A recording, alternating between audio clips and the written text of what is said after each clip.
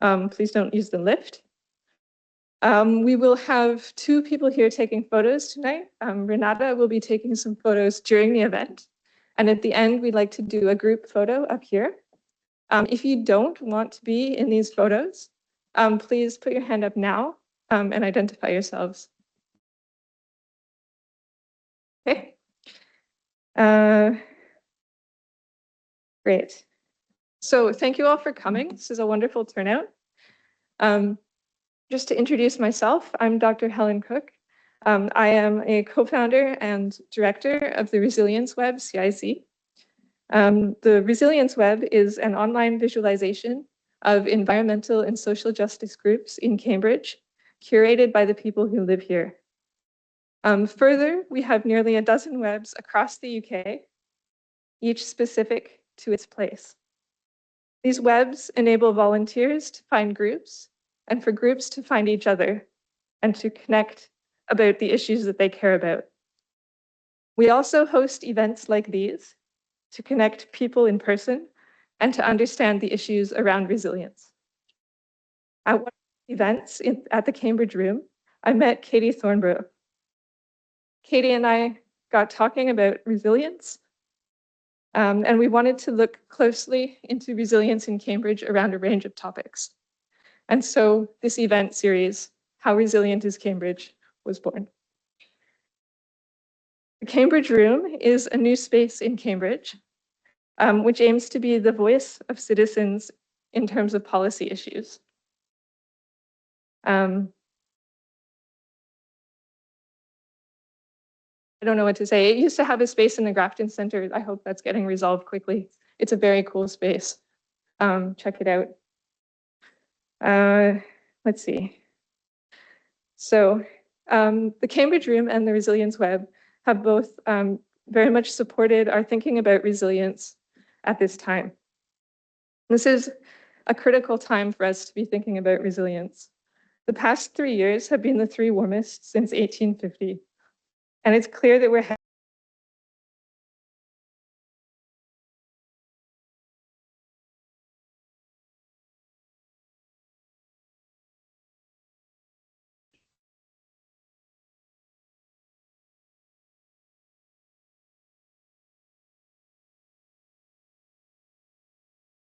how we can start to anticipate future disasters so that we can prevent them.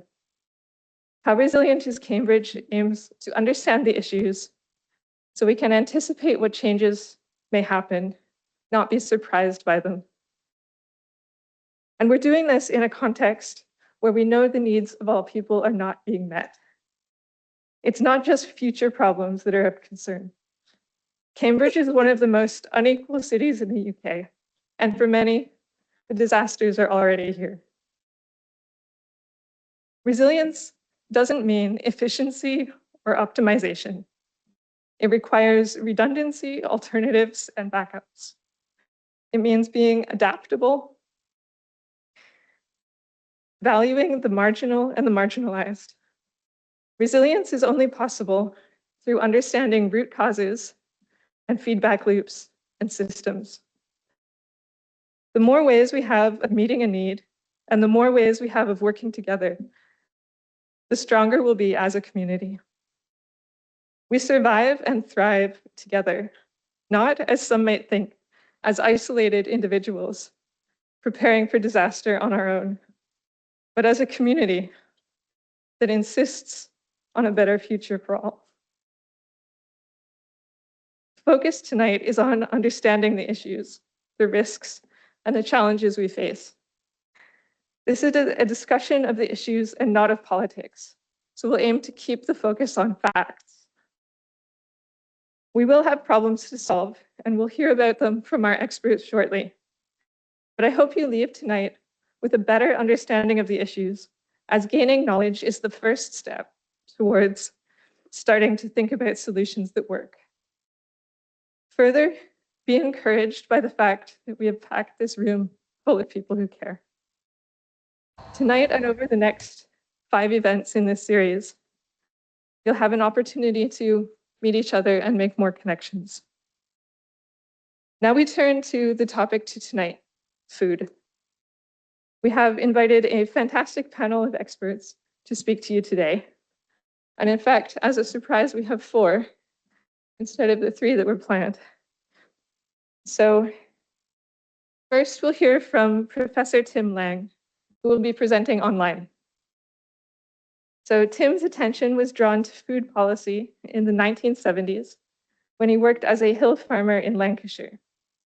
He is now Professor of Food Policy at City University London, London's Centre for Food Policy, and has been a consultant to the WHO advisor on 4 House of Commons Select Committee inquiries, amongst much, much more. For years, he's engaged in academic and public research and debate about the local and global direction of food policy. His abiding interest is how policy addresses the mixed challenges of being good for the environment, health, social justice, and citizens. He asks, what is a good food system? How is ours measured and measuring up? And over to you, Tim.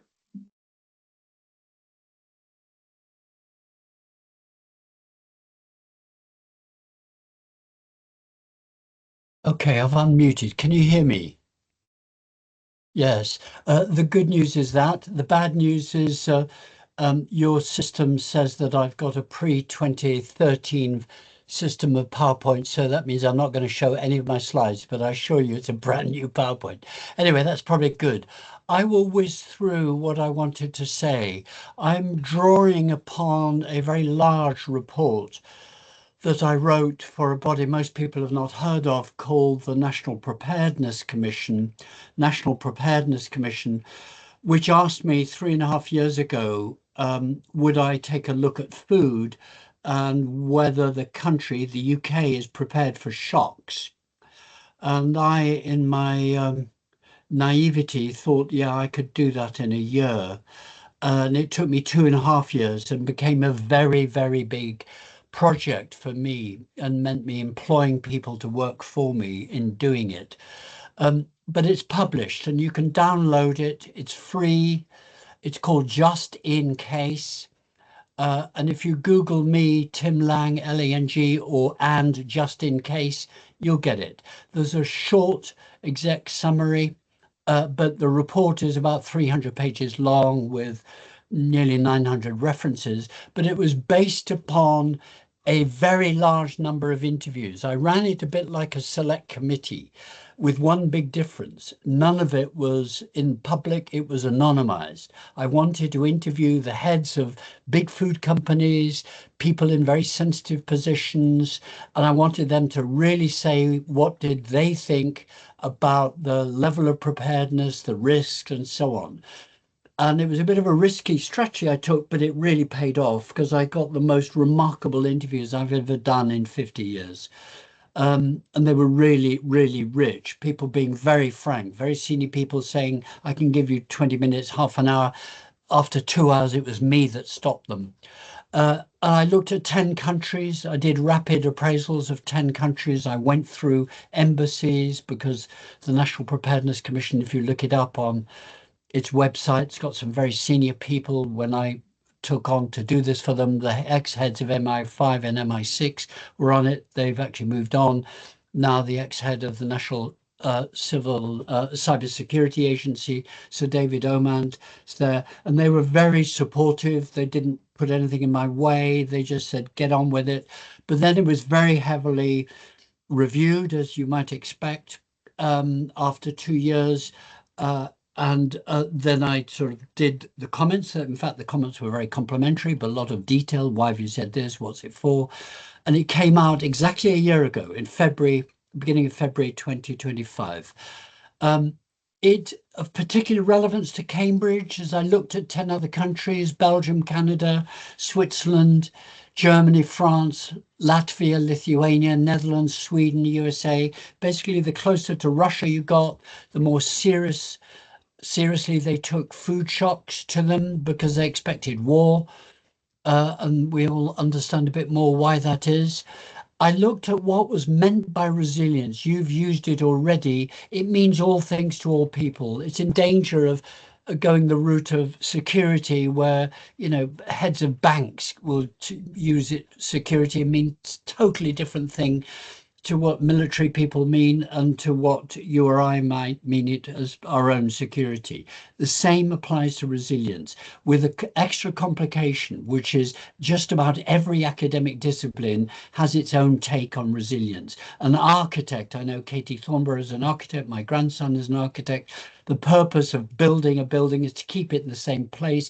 You may design it to wobble, but it'll stay static. It's still there, or you hope it's still there. In ecology, that's not what happens. Resilience can be that, but it can be a whole web of nature and of biodiversity might move to a new status.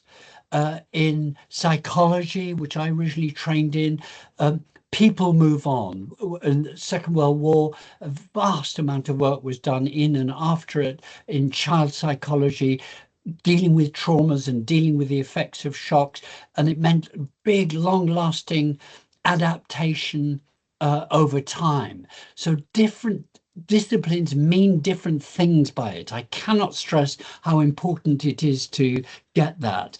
Uh, uh, but the core meaning is from the original Latin meaning when it came in with Francis Bacon, actually 4 centuries ago, or nearly 4 centuries ago, meaning to bounce back from shock. It means a different thing to a physicist than it does to an ecologist.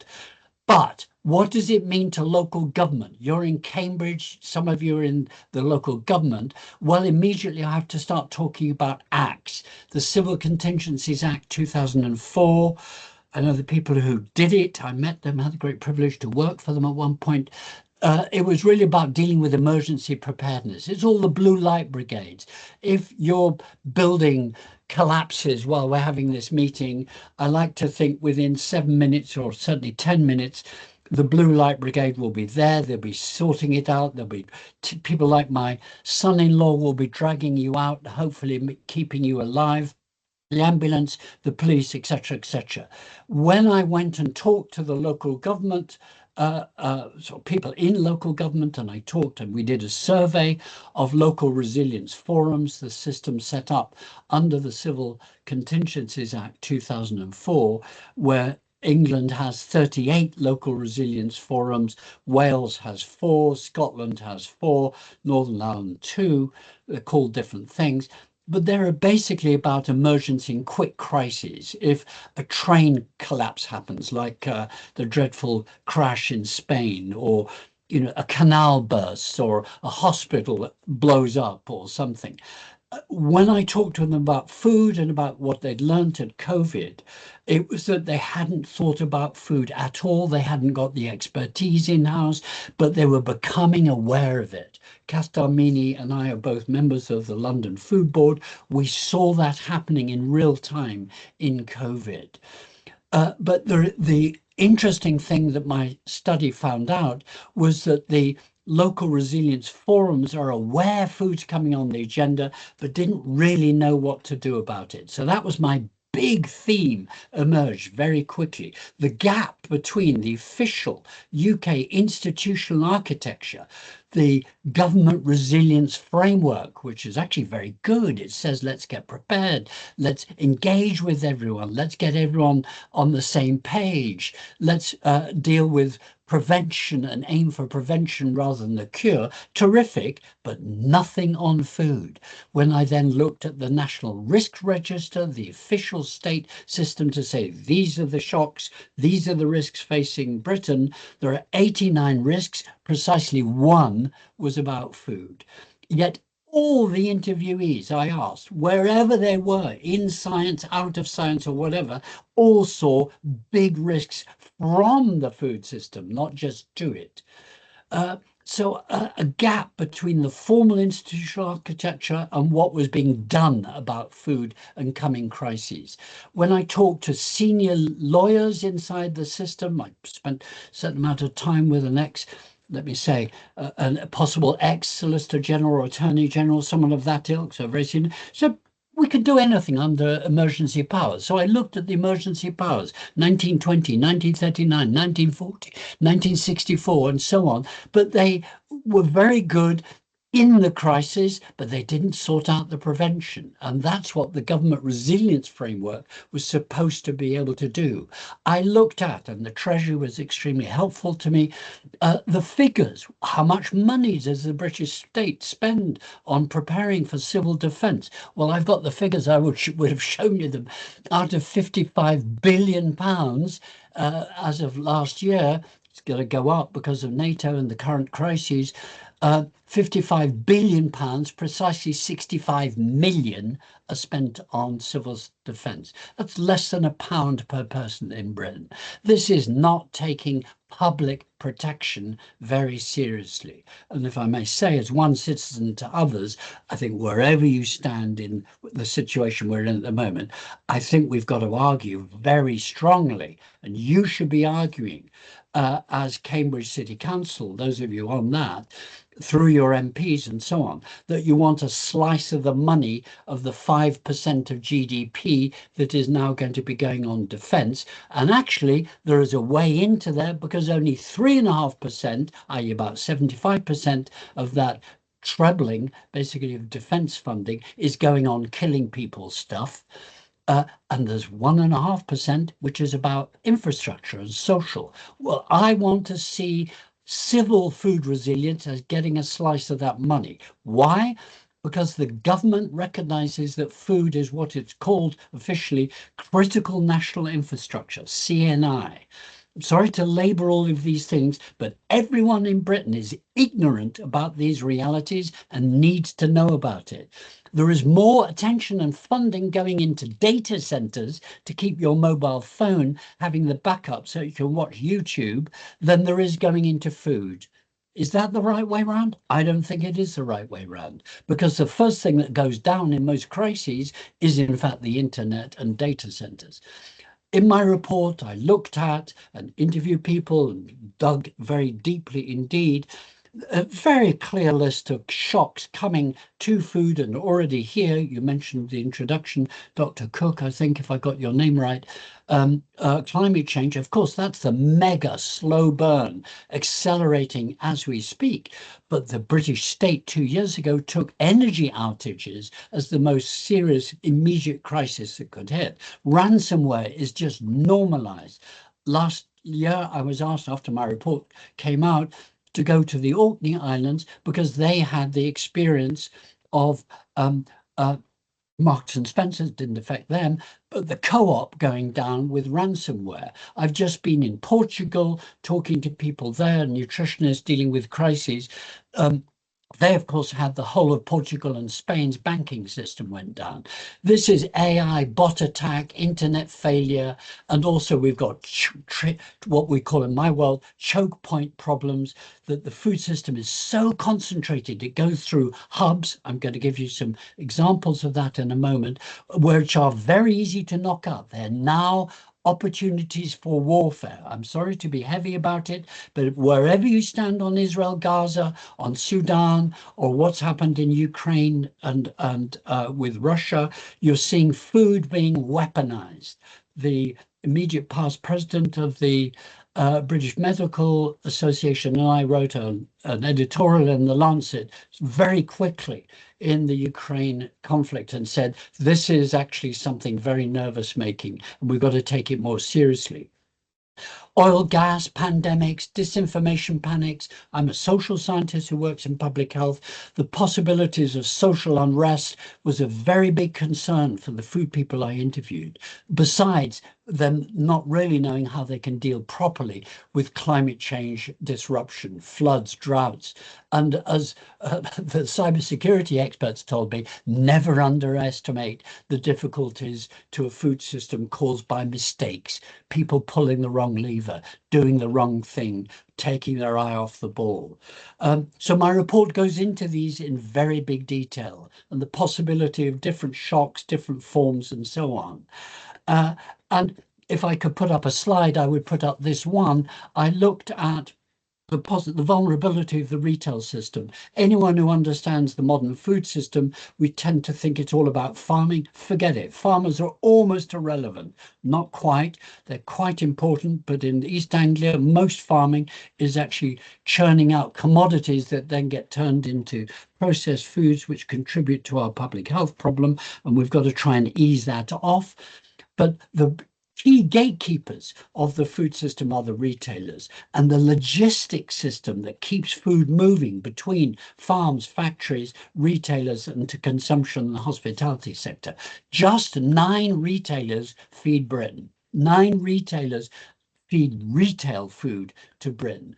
There are, well, one Tesco counts for about 30% of the market. It has 2,048 precisely small and 809 large stores, but all go through just 20 hubs. Distribution centres, as we now call them. It used to be called regional distribution centres. They're on the motorways or on the A1. For those of you who know East Anglia, I do.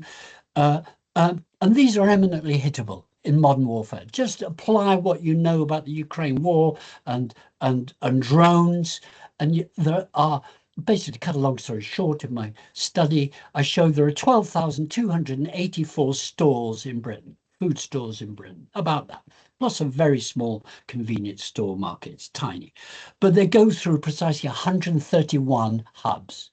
Now, think drone warfare. Think electricity, think software, think ransomware in terms of the vulnerability. And let me assure you, the food industry is now deeply, deeply concerned about this because they've got rid of redundancy and flexibility and latitude and storage. It's gone. That's been the purpose of the just-in-time revolution of the last 50 years. It's brilliant. It's fantastically efficient. You go and pay for something, bleep, you think that's adding up your bill. It isn't. It's reordering. The trucks are constantly moving. Disrupt that and you disrupt everything, is what my interviewees said. Now, what can be done about this? We need a mixture of top-down, middle, and bottom-up. And in my report, I looked as meticulously as I could at that. Actually, not shortly before my report, well, actually it was finished, but it was going through a revision process. The government, on the day the election was announced in 2024, announced a new website. If you haven't looked at it, look at it. It's called the Prepare website. It says store a few days of food and store some bottled water. This is laughable. Let me cut to the quick. It's laughable. No one could survive very long with just a few bottles of water. When I presented, after my report came to a whole bunch of chief medical officers, 2 people burst out in laughter. And I said, why are you laughing? I personally think it's laughter, but it's laughter of sorrow, not laughter. They were genuinely laughing. One of them turned out was in charge of medical systems in a far-off ex-colony. And he said, when we get hurricanes or really serious crises, we say fill the bath, and if you can, get another bath and fill that too. You're going to need a huge amount of water. If I was here in present with you, I'd play a game with you and said, how much water do you use on average in Cambridge? It'll be about 137 litres per person per day. The infrastructure is all of that. You actually need, and I gave the WHO's figures, for basic hygiene, you need 2 to 6 litres per person per day. For survival, you need 2.5 to 3 litres just for you. For basic cooking, 3 to 6. In total, you're maybe minimum, you're going to need 7.5 to 15 litres per day. And then if the crisis goes beyond 2 days, 3 days, 10 days, other countries are advising their populations to store for far more. What does that mean? How do we do it? Do you fill the bath? How many baths? Who's giving this advice? Some of this advice on the Prepare website is frankly fantasy. And it's a fantasy financially for the bottom a third of Britain, which is struggling to afford to feed themselves every day, let alone stockpile, let alone get a wind-up radio, this, that, other. And if you just look at, say, Red Cross or the medical charities asking for donations to crises, a package will cost you about £500. That's a lot of money to start trying to store. How are you going to store it? Where are? We've got to be a bit more realistic than this. So in my report, I started looking at and asking people, what practicalities could citizens do? What could Cambridge City Council try to build up some sort of citizens, not just awareness, but practicalities? There's a lot in my report all about that. First word that comes up is stockpiling.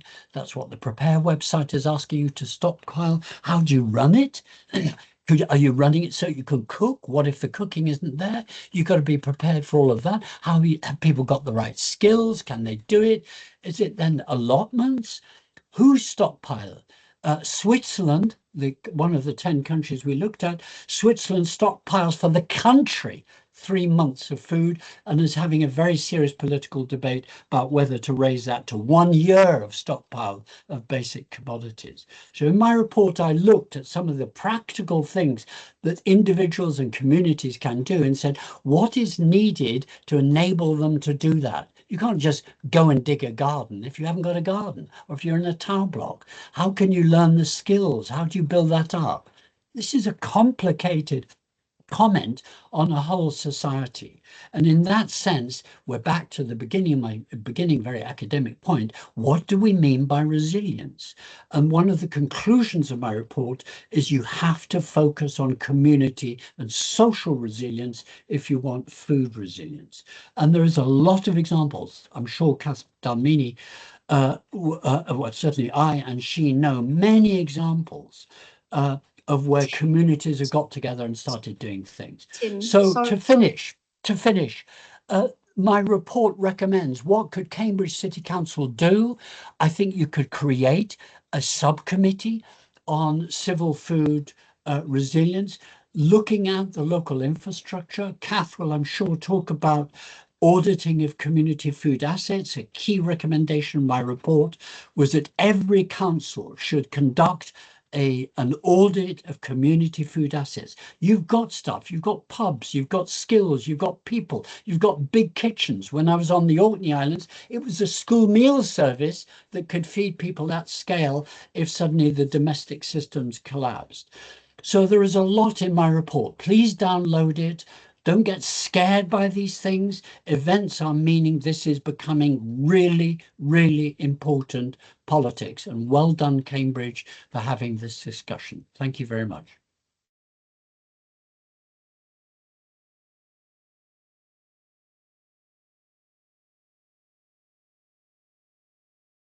Thank you, Tim, for that speech. It's very interesting.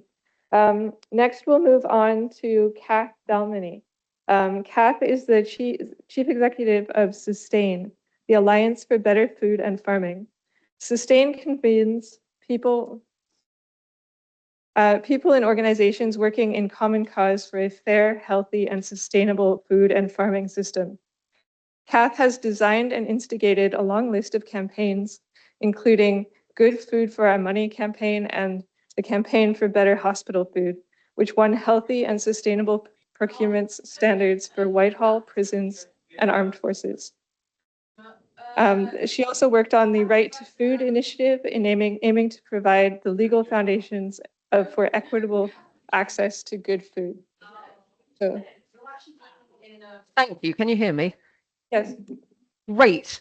Can I just say, Tim, you're amazing and you have instigated so much work to look at this very important issue. I feel like I'm in a very brilliant sandwich between your national work and the local work that's going on everywhere. So Tim and I did some work during COVID for the London Resilience Forum, which is the Blue Light Brigades plus the Greater London Authority, looking at resilience at a time of crisis.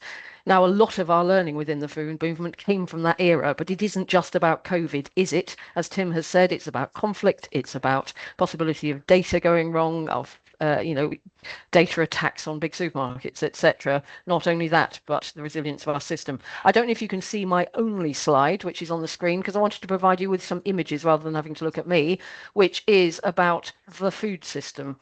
So Sustain works with a lot of partnerships at local authority level, not just with local authorities, but working with the community, with food businesses, with local entrepreneurs on food and farming. And we are all dedicated to making the food system healthier, more sustainable, and yes, more resilient, but probably with a combination of definitions which don't necessarily play into Tim's strict definition, but are deeply relevant, and they all overlap.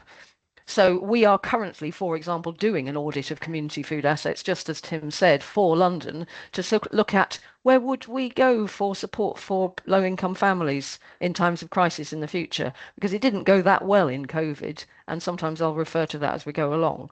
So I would start by saying that food is fundamental to resilience. I'd write that in such big letters that it would be like a Hollywood sign, and that the resilience lies right from farm right through to the who gets that food. So when we talk about critical national infrastructure, you're looking at it on the screen. You're looking at the soil, you're looking at the water, we can't really see water, but you're looking at pollinators, you're looking at warehousing, you're looking at forklift trucks, skilled people who are able to use the food and distribute it well. Some of the things you're seeing on screen here, bottom right, there's somebody standing among a whole lot of bags of food. That is a nutritionally secure set of food being delivered to local families in Greenwich during lockdown, because that cooperative development agency in Greenwich, who is one of the leading CDAs in the country, was ready and willing, had spare capacity of kitchens and bags and goodwill and skilled people and the connectedness to the community and the connectedness to local shops who couldn't sell their food, or catering outlets. During that civil emergency, they were ready and willing to take a contract from the local authority to make sure that people who were stuck at home and vulnerable would receive a nutritious supply of food and wouldn't have to go to a food bank where they're just getting old food and any random set of food. I don't mean to be critical of food banks, but the point is we need to do this really well when there are civil emergencies and when large numbers of people need to be fed well. It needs to be done in a way that really delivers for nutrition and security. Let me give an example. We looked at some of the things that happen in France, for example, which has experienced really bad weather shocks where old people die because of the heat extremes. That was something that the local authorities there, very well aware that poor access to food leads to revolution, I guess, but also in a caring and focus on vulnerability policy framework, they decided to pay for buffer kitchens that are available and have spare capacity to be able to up their production of Meals on Wheels that can be delivered to older people who might otherwise die due to the extreme heat, along with an air conditioning unit. So that person can stay indoors and literally weather the crisis. Now, that's a specific example, but it shows that when people can, at a local authority level and to some extent at a national level, can see what is needed, then you can make policy that will deliver.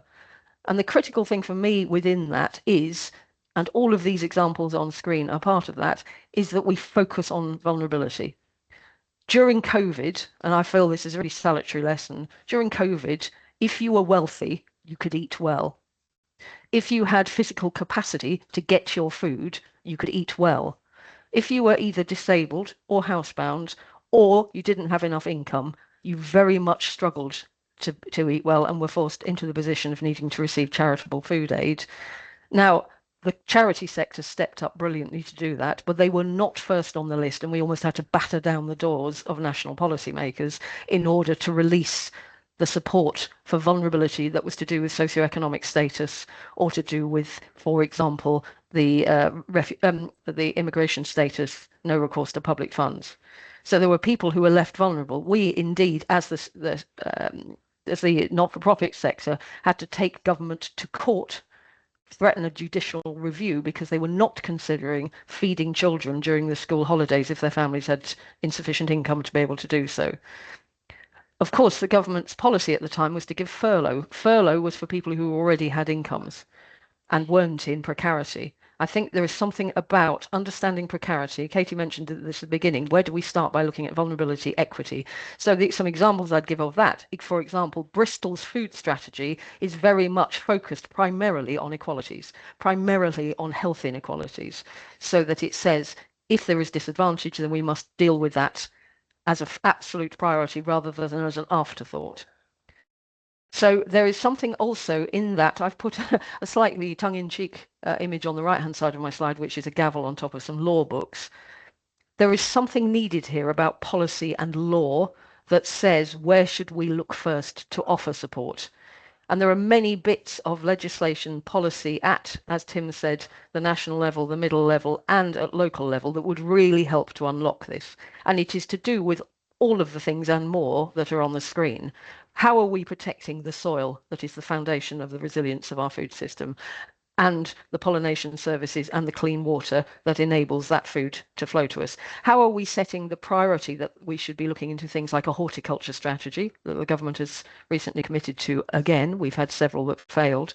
A horticulture strategy that makes sure that that food supply, particularly the domestic production, is grown in a nature-friendly and climate-friendly way to retain the ecosystem services and the inherent value of nature, at the same time as supplying a nutritious supply of food, as Tim said, not just stuff that's feeding the ultra-processed food industry that we don't really need to be boosting. And here are the other things that need some rules for. Making sure we've got community food assets that are actually functioning. Where is the warehousing? Where is the planning permission? Where is the skills support that explicitly helps caterers and retailers who reach communities, so not just the one that serves wealthy communities, that reach people and are explicitly tailored to their needs? Where is the data flows? Where is the resourcing? Where is the planning priorities that enable those things to happen? There is lots of good practice going on all around the country that is beginning to prioritise that, but we need to lift the status of that. And as I said, we're just doing some work with the Greater London Authority explicitly to do that, to say what are the community food assets, but not just expecting those community food assets then to pick up the slack when supermarkets aren't feeding poor people or national policy isn't prioritising those, where those things are thriving, where there are people who are ready and able and prioritised and recognised in local policy as critical national infrastructure, just as Tim said. Where are they prioritised so that that vulnerability can be addressed whenever there is a crisis? Top right, I've also added one of my favourite things, which is the power of public procurement. So we often talk about procurement specifically with regards to something like school food or hospital food. Now that's terribly important, obviously, especially to help very diverse communities and people who are vulnerable. But the power of procurement can also be, I'll just use as the example again, Greenwich Cooperative Development Agency and a food partnership that exists in Greenwich. And I know there's fantastic work of similar impact in Cambridge. Sam's going to talk about that in a minute. But in Greenwich Cooperative Development Agency is prioritised as a partner with Greenwich Council to be part of the delivery of food strategy, to understand the capacity needs, to be connected into the local shops, to be connected into the growers, to be connected into procurement contracts, to understand where the food is coming from, where the vulnerabilities lie, who needs support, and knows all the players in it so that you don't have to just phone them up when it comes to a crisis because we already are connected. So there's something about the partnership approach which is fundamental to how these things can work and thrive and step up when the emergency happens. Tim and I have been in this game long enough to also know that the emergencies come with many different masks, whether that's BSE, bovine spongiform encephalopathy, with mad cow disease, whether it's foot and mouth disease, whether it's the cost of living crisis that affected us due to ongoing large-scale conflict around the world, whether it's COVID. These things all have similar characteristics. So I don't want this to be a council of despair by any means, that one size won't fit another crisis. There are fundamentals to it which cross over all of them. And that's something to do with the people, the skills, the recognition, the rules, the policies, the resource flows. And I often these days, if you can see me at all, do a gesture which looks a bit like an hourglass of flows out of resource from national government to local authorities and local communities, and for flow of intelligence and needs and data and information about what's going on that flows up to national government and in the other direction as well. And that could all be held within a national food strategy. And we're lucky because we do actually have a government who is interested in doing a food strategy which has a local element to it, which all previous incarnations of food strategies, and we've been through lots, have not. So Council of Hope and Council of Investment in fantastic, because what's really nice about doing this work is also there are fantastic people working it. And I will shortly be handing on to the wonderful Sam Dyer, who represents so many of those people who are doing fantastic work at local.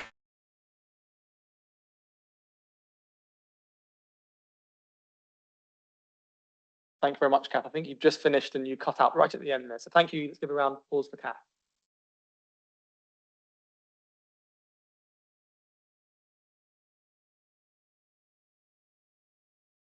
Great, thank you. We'll now move on to Sam Dyer.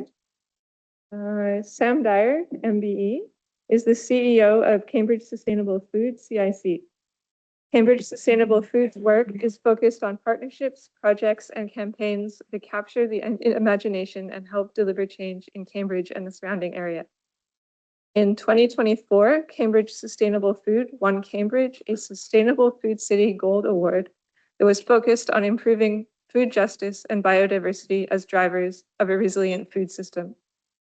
Sam was awarded an MBE in 2021, recognizing her outstanding achievements in tackling food inequality and her commitment to achieving food justice for all in Cambridge.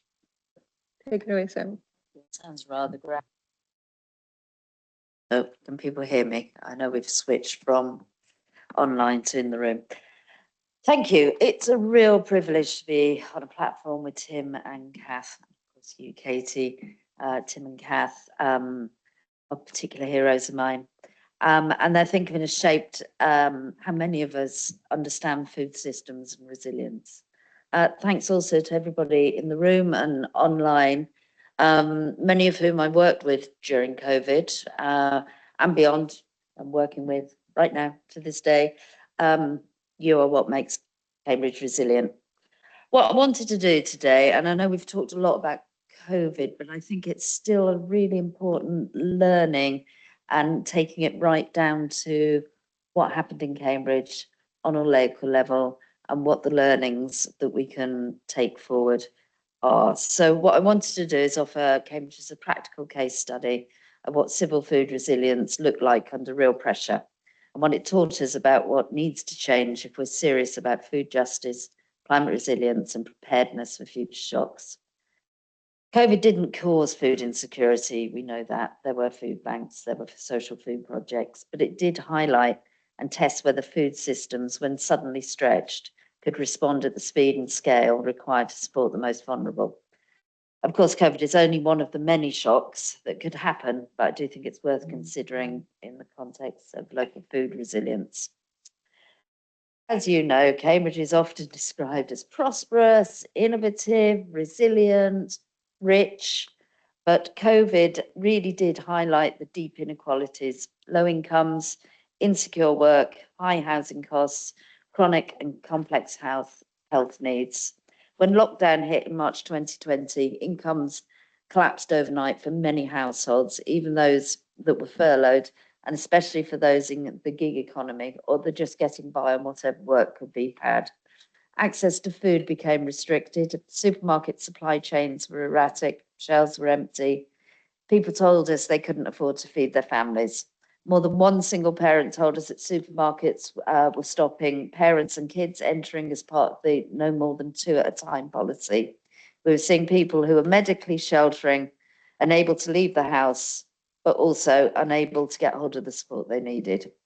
National systems were slow and inflexible. For example, the well-known Boris box, if anybody remembers them, were designed to be distributed to those that were medically sheltering. Whilst a good idea in theory, in practice, often they were held up or didn't reach the right people, or reached people who didn't want it.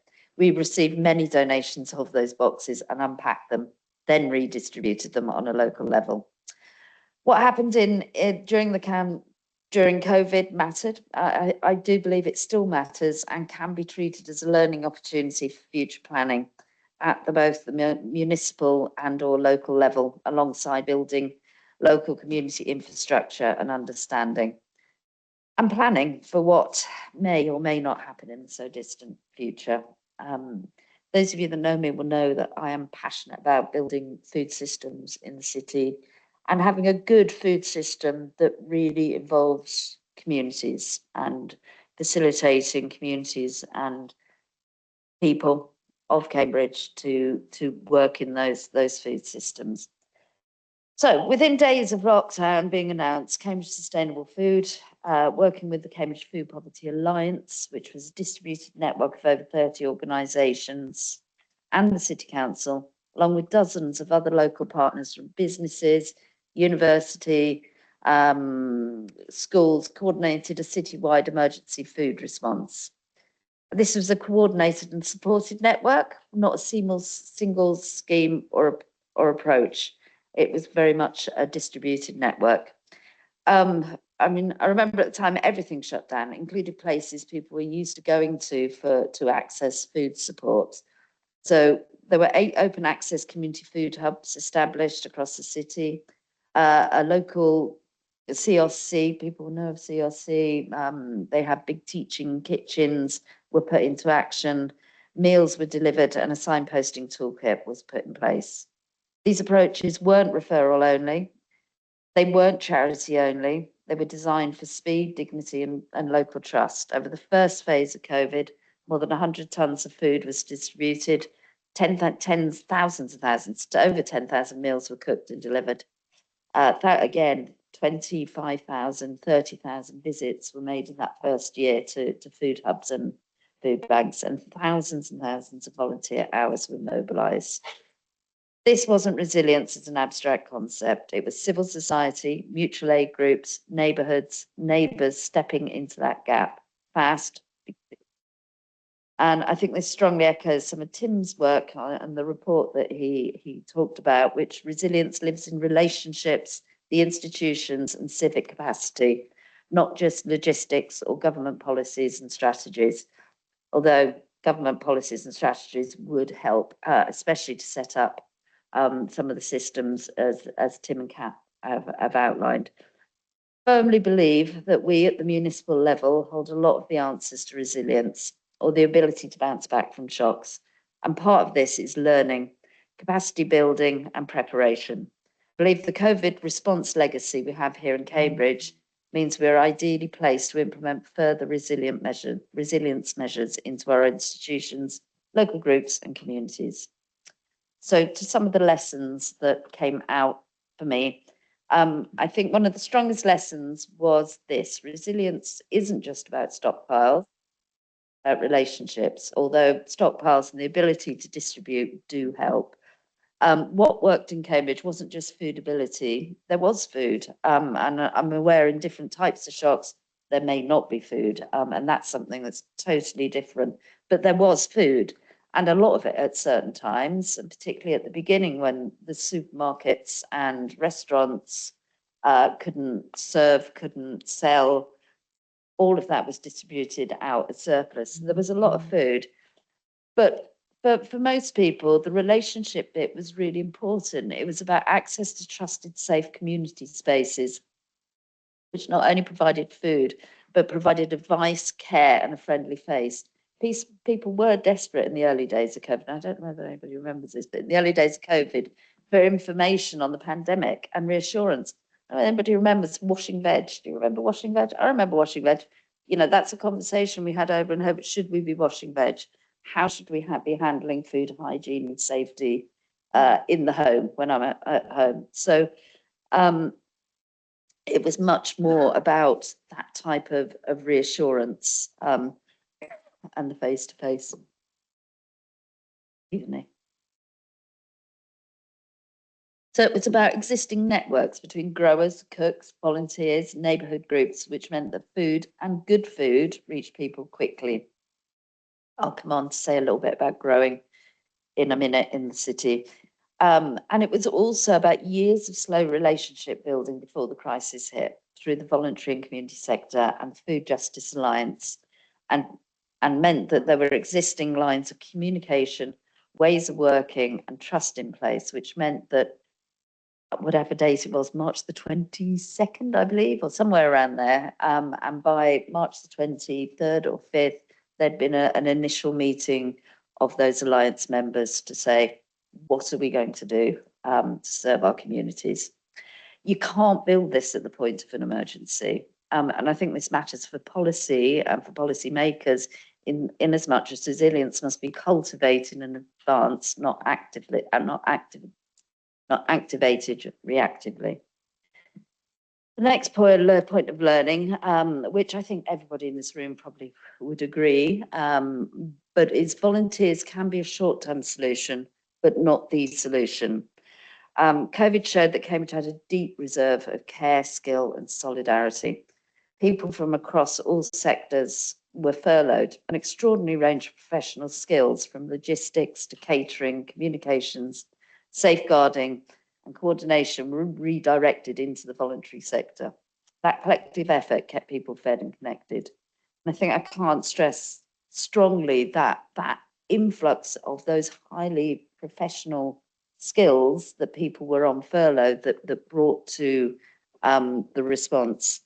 However, volunteers can end up being seen as permanent infrastructure, and the level of support that the host organisation is able to offer during crises due to volunteer capacity means that they can be expected to carry on that support indefinitely. Volunteers filled gaps created by low incomes, welfare delays, chronic ill health and fragile supply systems. Many people who volunteered during the pandemic have not continued, and many who volunteered before COVID were forced to stop, did not return. And I've seen Mark in the room, I thought, at somewhere from CCPS. Did I see Mark? Slipped in, slipped out. Maybe not. He would have a lot more to say about the volunteer effort in Cambridge at that time. So whilst community action is vital, it cannot substitute for planning, fair wages, social security, public investment. We know this. We cannot expect our voluntary and community sector organisations to continue the level of support with dwindling resources and less volunteers ad infinitum.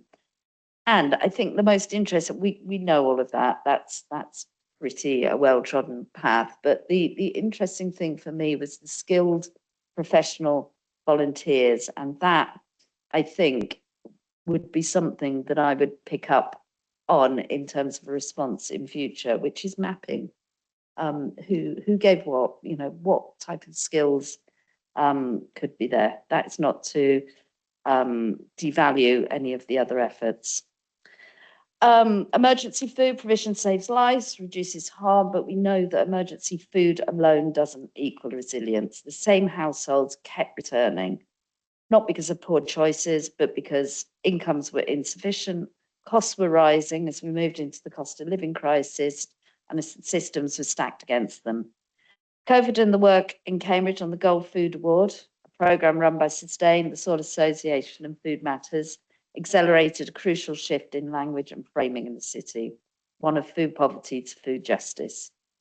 This reframing matters because it moves us from charity to a rights-based approach and active participation.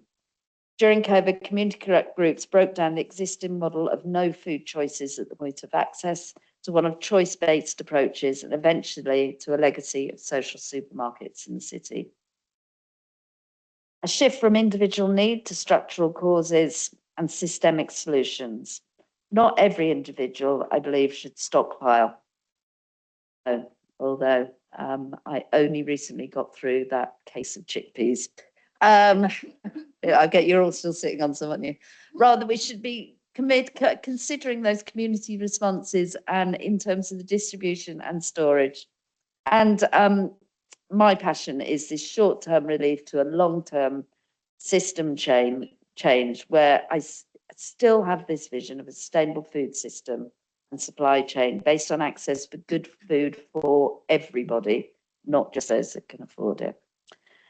I haven't got many more to go, Casey, I'm all right. Another lesson was how quickly the local food growing capacity could be mobilised in Cambridge. Initiatives like Grow a Row saw allotment holders, whole streets and community growers producing fruit, veg specifically for redistribution to low-income households, and Co-Farm, now Grow Cambridge, a local community farm whose first growing season coincided with March 2020, grew and donated over 10 tonnes of food during the COVID period, mainly and only on volunteer effort. A community farm in South Cambs grew food, and other growers and farmers were able to donate. This achieved multiple outcomes at once: fresh, nutritious food where it was needed, reducing the dependence on long supply chains, and obviously had the climate co-benefits. It reminds us, as Kath pointed out earlier, that resilience grows in the soil. And institutions matter, and local authorities matter. Cambridge's response only scaled because the City Council, both the politicians but officers, were supportive and enabled a civic response. The City Council enabled access to buildings, it seconded staff, it provided a small grant scheme for mutual aid groups, and supplied and encouraged trusted community coordination. Universities, farms and businesses contributed food, logistics and funding. It's an important governance lesson. Resilience grows when institutions share power with civic systems rather than trying to manage them. So what does all this mean for the future and our ability to respond to shocks? I mean, COVID will not be the last shock. We know that, and we know actually there's a slow burn thing happening at the moment. Climate disruptions, economic instability, public health crises are all already overlapping, and goodness knows what's coming down the pipeline. Cambridge experience suggests we need to invest in local food infrastructure before crises occur, and carry out audits, which I think Kath and Tim pointed to, of what and who is best placed to respond at a local level, maybe even putting in a resilience action plan. Consider building and promoting self-reliant community-led food initiatives, such as food co-ops, social enterprises, public diners, community growing, community farms, encourage skills, training, employment through those initiatives, embed food and climate and health inequality strategies, and promote a systems approach at that policy level, and fund coordination and network building, not just delivery of projects. Yes, so what Cambridge learned is not that communities should carry the burden alone. It's that when civil society, local authorities, local institutions and policy align and are agile enough and able to act with equality, then food systems become more resilient, more just and more human. Resilience isn't something we just wait for it to happen. We have to create it together. Thank you.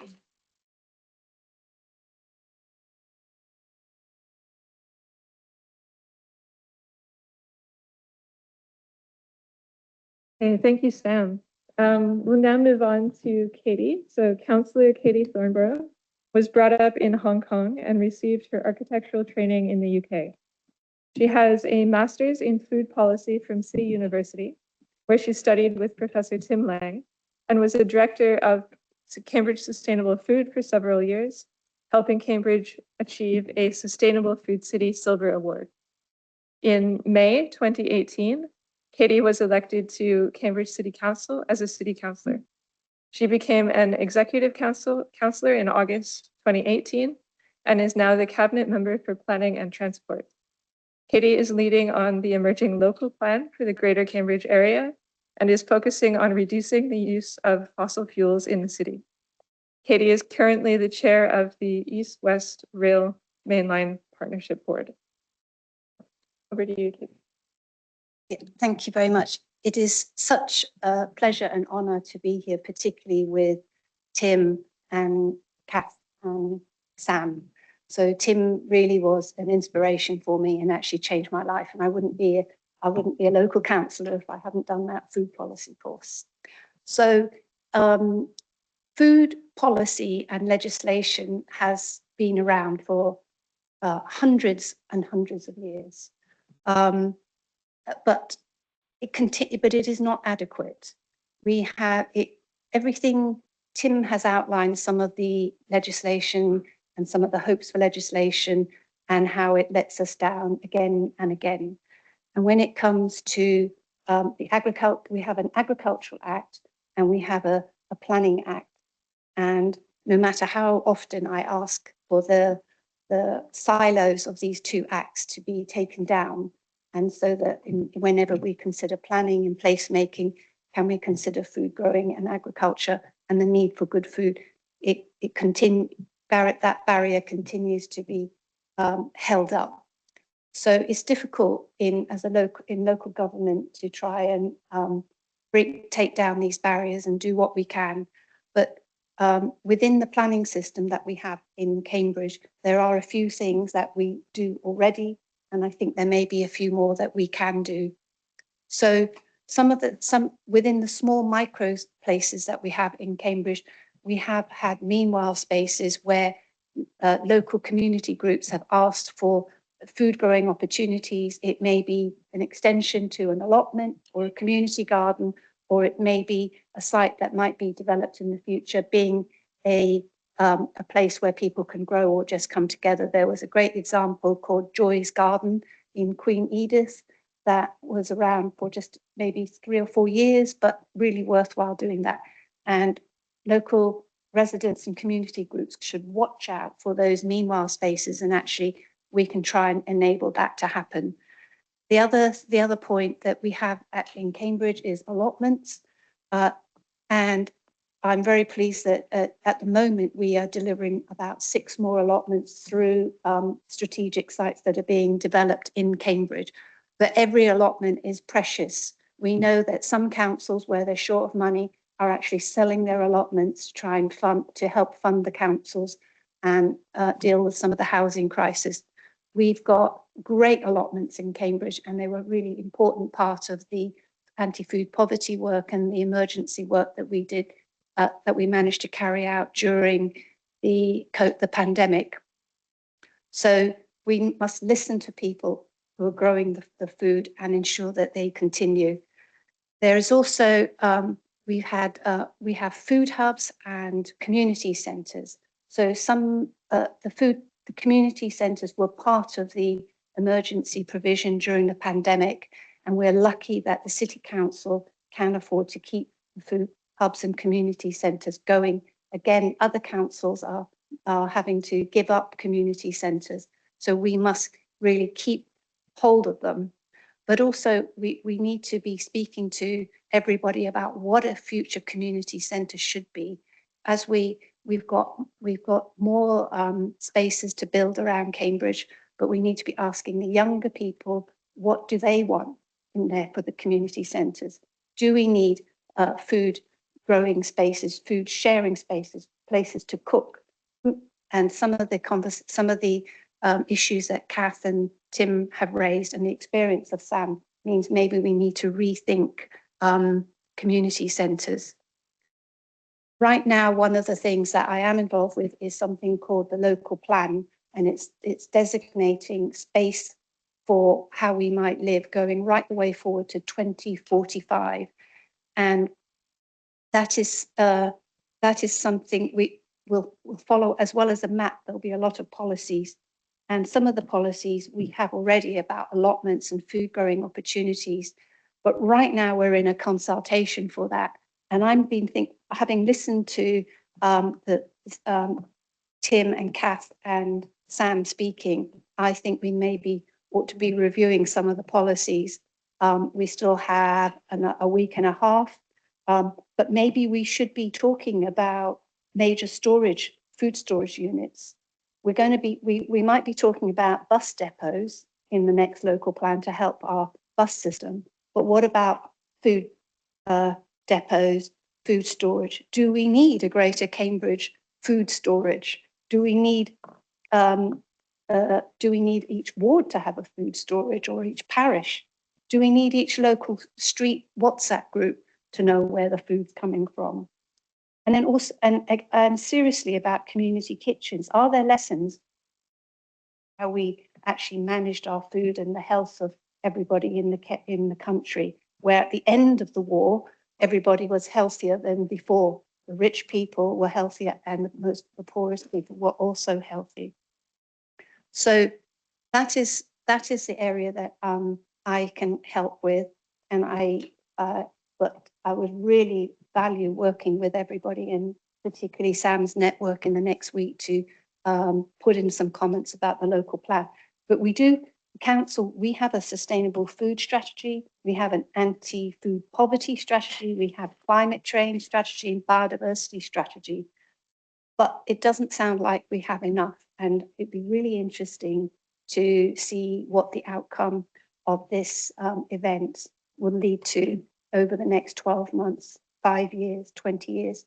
But I think this could be a start to something seriously different about understanding the food risk and resilience that we need. Thank you.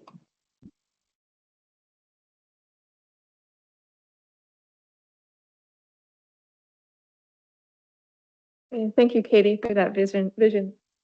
And thank you to all our speakers. Really, really fascinating presentations. So I just want to say, together, we will be writing up a report summarizing all the information that you've received tonight from our speakers. That report will be presented here on May 28th. We'll have more time for networking and for interaction at that event as well. So we have several people in the audience here and online who have been taking notes.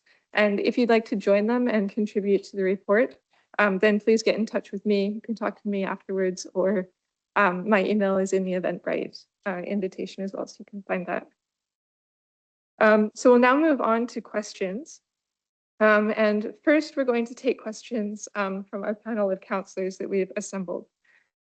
So counselors, you will each have 2 or 3 minutes to give us a short talk about what you have heard here tonight, what you've learned from our speakers. And please ask a question, which will fill in the gaps in your knowledge. And if you would like to address that question specifically to one of our speakers, we'll just have one person answer that question. So first, we have with us Richard Swift, the lead counselor for food sustainability and deputy mayor. Thanks very much. Yes, I'm the lead City Council of Food Sustainability in Cambridge City Council. Over the years, we as a City Council have taken water scarcity and food sustainability extremely seriously. We've been at the forefront of taking this seriously for many years. This grew out of the years of austerity, the pandemic, and the cost of living crisis, which saw a dramatic increase in residents in our community struggling to put food on the table. For many years, Cambridge City Council has worked with Cambridge Sustainable Food, Sam Dyer, to promote food justice across the whole food system. We've also been in regular contact with Fairbite and the Trussell Trust, and both, as was mentioned earlier, are promoting the social supermarkets model into Cambridge City to offer affordable, healthy food options for all. Together with the expansion of breakfast clubs and free school dinners, which I'd like to see massively expanded in the coming years, along with Professor Lang's Food Crisis Committee, there really is a move towards a more integrated, sustainable approach to food, which I'm very, very pleased about. Listening to the 4 speakers today has been inspirational. One of the problems with sustainable food in Cambridge is that it's such a network and spider's web of connections and Venn diagrams, and working out where the Trussell Trust ends and the Cambridge Sustainable Food and Food Poverty Alliance, how they interact and how to work collectively and in an integrated way is one of the great things that I think that this committee could help promote. I have a question for Professor Lang, but I'm not sure if he's still around. Yeah. Professor Lang, his exhortation for the UK to move from just-in-time system to a just-in-case approach in order to combat food scarcity crises is a fantastic idea, and its time is overdue. Professor Lang cited Cambridge City Council and the setting up of a subcommittee on community assets. And I'd just like to ask Professor Lang to say a little bit more on the food crisis committees elsewhere in the United Kingdom, please. Thank you. Do you want me to answer now? Yes, please.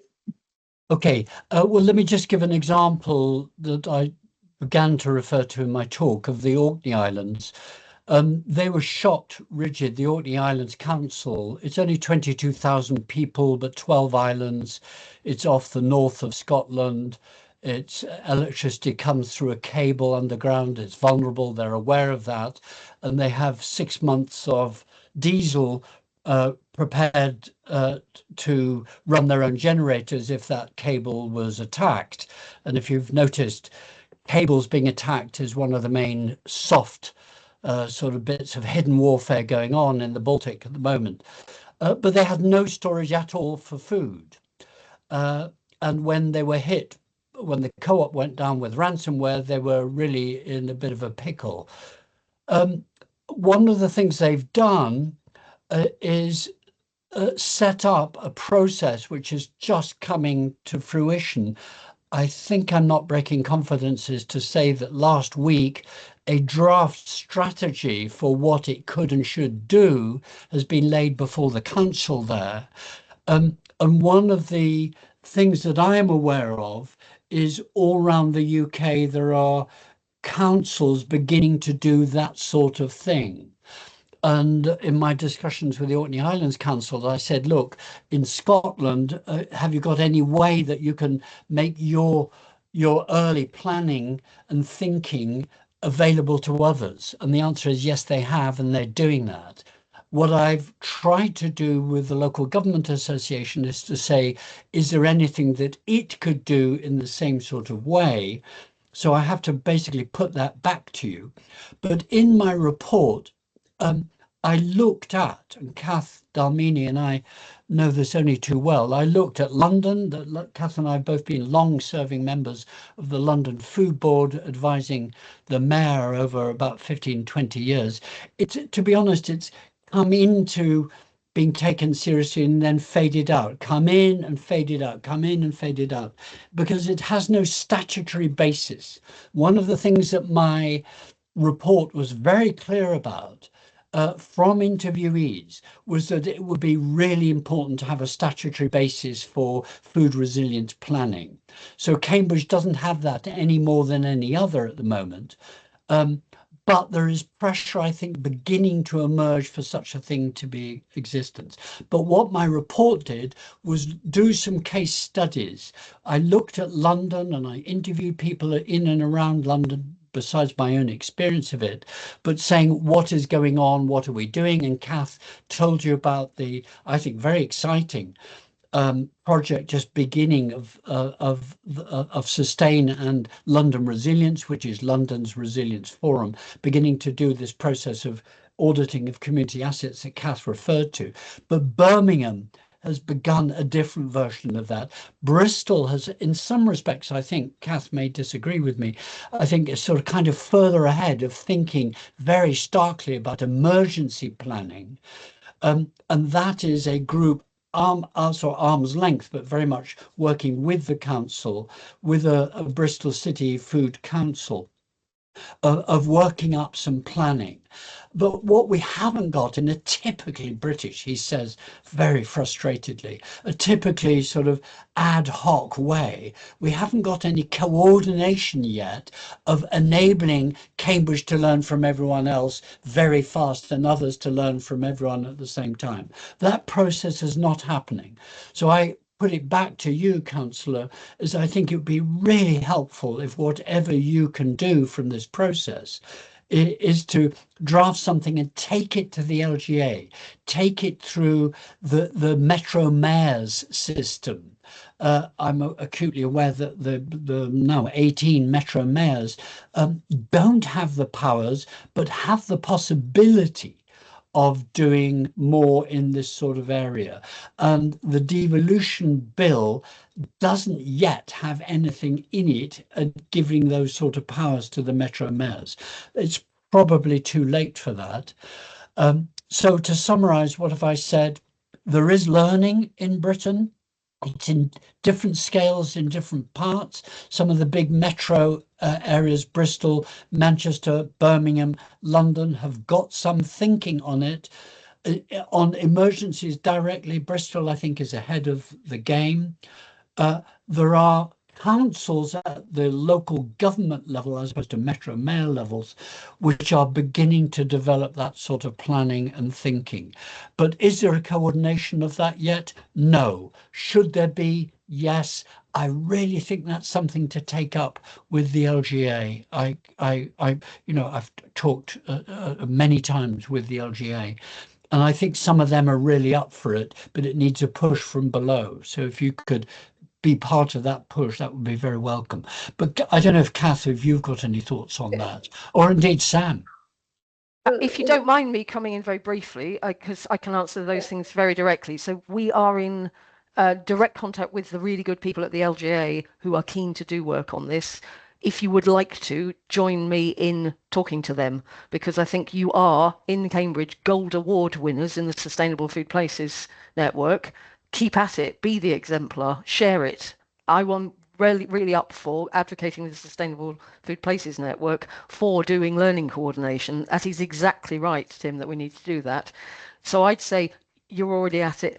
Keep it going. Amazing. I know it's hard, especially with the lack of statutory obligations and the resource flows, but we're also talking to the Department for Work and Pensions about how they're going to spend £1 billion over the next 3 years on the Crisis and Resilience Fund. That's mainly focused on financial resilience for families on a low income, but they are very interested, given that a third of the household support fund was spent on food, how to make that about resilience in the ways that we're all describing. These processes are live now, and what I need as an advocate is to have local authorities who need that support and that policy, so that will be, if I step into those policy spaces, then going with people like yourself, like Sam Dyer, who like people from the locality who say what you need, is really powerful. So join us in advocacy for a national food strategy. Join us in advocacy for the DWP Crisis and Resilience Fund. Join us in getting all of the local authorities in your region to be doing this. Like the regional approach adds strength, adds momentum. So we and others have been doing some regional approaches to getting local authorities to do all the things you can do. You've probably done quite a lot of them, so give yourself a massive tick. Obviously, there's always room for improvement, but where are the local authorities who come along in a sort of cohort? So we've done North East as a cohort, and we've done the London local authorities as a cohort, and the South West are really keen on coming on board to say, what are the pieces that start putting in all the jigsaw pieces? And then suddenly the picture starts to build. Sorry to interrupt here, but we do really need to move on. I've stopped. Thank you. Okay, so on to the next councillor then, and please try to keep your comments brief and the answers also brief. We do have, we want to take questions from the councillors. We'll have our young person speak, and then we'll take questions from everyone. And we do have quite a stack of questions already, so we'd like to get to many of them. So just please try to be brief so that we can get to all the questions.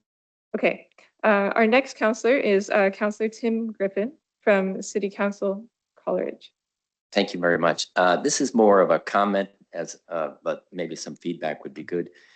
This problem of logistics, that is distribution networks being made so efficient that they're not very robust any longer to shocks of any kind. And really, this is a market failure. You can view this as a market failure because the pressure to optimize these systems is there from the city, from Wall Street, and so on. And, it really does need some kind of national intervention by politicians, by policymakers to say, this is making us all less safe. It doesn't have to be this way. There can be in the system, there can be some sort of stockpiling within the system and stuff.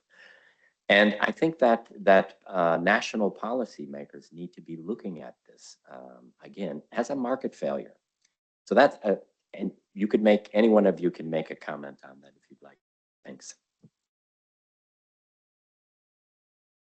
Okay, so maybe we'll take all the questions and then maybe we can get some collective responses then.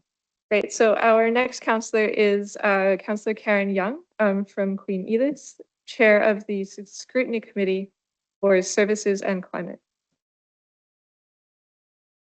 Thank you. I have to say that was quite eye-opening and slightly alarming. I'm firmly of the view that this country has got lots wrong with it, but we can definitely fix it. So I'm not one of the doom and gloom people. So I thought that was very interesting and absolutely delighted that so many people are involved in trying to fix this. So that's great. I've got a slightly kind of tangential question, I think, because we've had a lot of comment about the availability of food. I think one of the things that we have, and it's a personal kind of issue that I have, is that people are losing the ability to cook. So, so I was wondering whether anyone could perhaps comment on the need to teach people to cook, because we are all eating ultra processed food and it's making us really unhealthy. It's a slightly separate issue to the one that we've been discussing, but you know, if we're not getting those pre-packaged foods in the future or in a disaster, we should be able to be to know how to cook. Okay, thank you. And our last councillor is Katie Poor, the market from Councillor for Market District, who is the chair of the Scrutiny Committee for Performance, Assets and Strategy. Thank you very much. I'll keep it really brief because I know it's really important everyone else gets a chance. Again, really thought-provoking and quite eye-opening and scary at times when you realise how unprepared we are. So I suppose one thing I noted in COVID, I was part of the mutual aid group as a ward council, was just how phenomenal the community response was. That was officers at the council turning around, completely redefining what they did, going over and above, volunteers joining. For my feeling, the national strategy seemed to be much more about let's get some paid people in straight away to do it and then think about it, whereas we actually had people willing to do that. So I think there's an interesting way of how we harness that, but as Sam said, respect it and pay it as well. I'm planning and transport and infrastructure lead for our group, as similar to Katie Thornborough. We work very closely together on the local plan. I'm pleased to see now we have more things coming forward, like growing spaces in development, and that's maybe something we need to think about for the next part of the consultation. We do see some of the developments coming forward with huge beds outside. I went to a development near Reading that had food beds maintained by those companies, which were really inspiring. And I think that's something we really need to push for. And that shared growing, allowing people to have balconies so they can grow things, that idea of having your own resilient. I would also echo Katie's comment, please do comment on the new local plan, not just what you don't like, but also what you think is good, because there are some really highly impressive, in my opinion, policy in there about biodiversity, green spaces, community, jobs and workplaces. And I think my question would be, obviously, Cambridge City Council will cease to exist in a couple of years because we will move to a unitary. We don't know what that will be, how big it will be and who will be on it. But I suppose I'd be interested in any of the speakers' view on how we can make sure the unitary coming forward, which will be the new governance for this city for the longer term, can embed that kind of food resilience, what we should be thinking about doing to do that. Because with the best one in the world, the City Council is doing a good job, but it won't be us in a couple of years. Thank you. Okay, so perhaps Tim, you could comment briefly on the logistics. Sam, if you want to talk about ultra processed food, and Kath, if you'd like to talk about the last question on the Unitary Council. In that order. Okay, I'll go first. Forgive me, I'm not sure I got the right names. I think it was Councillor Tim Griffin. Logistics basically being too efficient. I mean, the logistics has been extraordinarily good at getting rid of storage, and now the logistics knows that storage is needed. It was actually them who gave me the title for my report when I was talking with the industry and trying to understand exactly what went on. It was them that were very clear and said, look, what you're talking about is what we call, a just in case scenario. And they're right. Sweden, I put it in the chat in the Zoom, Sweden, unbeknownst to me, while I was doing my report, was doing a report set up by the Cabinet Office of the Swedish government. And it's a very, very good report. It's called Food Preparedness for a New Era. But in Swedish, obviously, but if you can get it translated, which is easy enough to do, it concludes very similarly to what I concluded, or vice versa, I concluded as they did.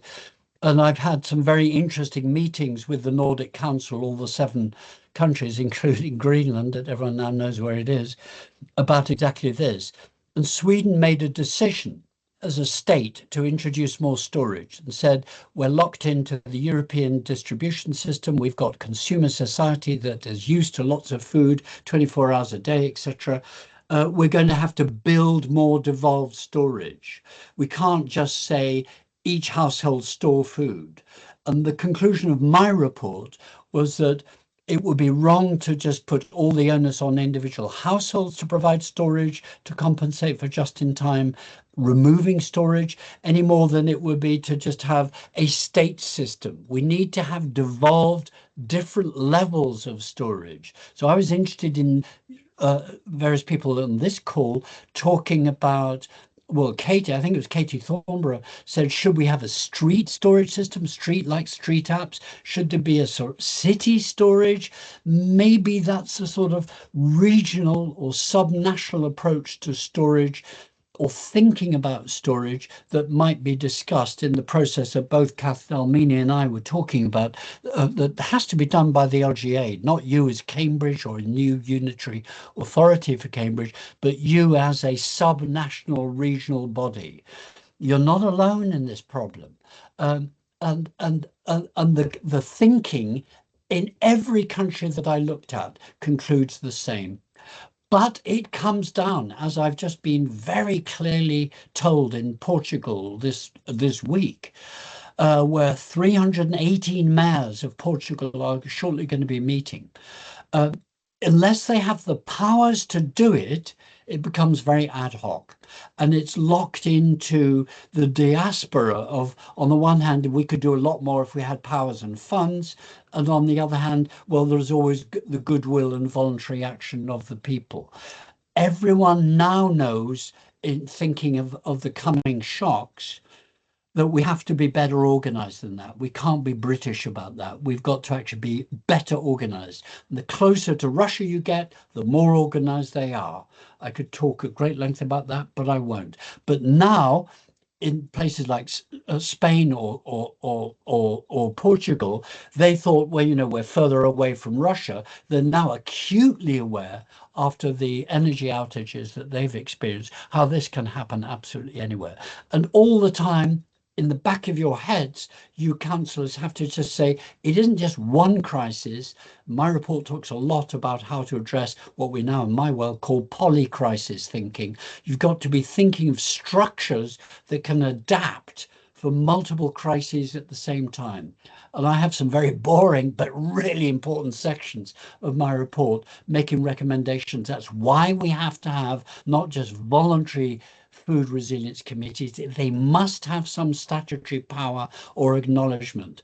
And finally, to, I think, Councillor Griffin and one of the others, there's a very interesting sort of experimentation going on in Yorkshire, of where 3 metro mayors are what I call blessing really well organized voluntary action, where they're trying to get regional organization on food preparedness. We need to learn from other countries how to do that. But the Swedish report is the best, really. But back to your core question, logistics is too efficient. Well, it's what they were asked to do. They got rid of storage. Now we need it back. One of the only criticisms of my report from the food industry was saying, well, why couldn't retailers do that? Well, it's retailers who've driven getting rid of storage. They could maybe do some. They're big landowners. They own land. They control land. They stockpile land.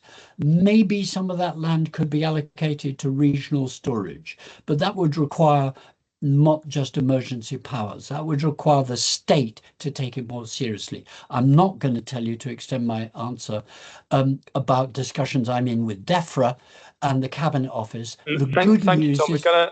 Tim, apologies, we're just going to have to move Stop. on shortly. Okay, yeah. We were on to Kath, I believe, next. Thank you, Tim. I think it might have been Sam on UPF and good nutrition.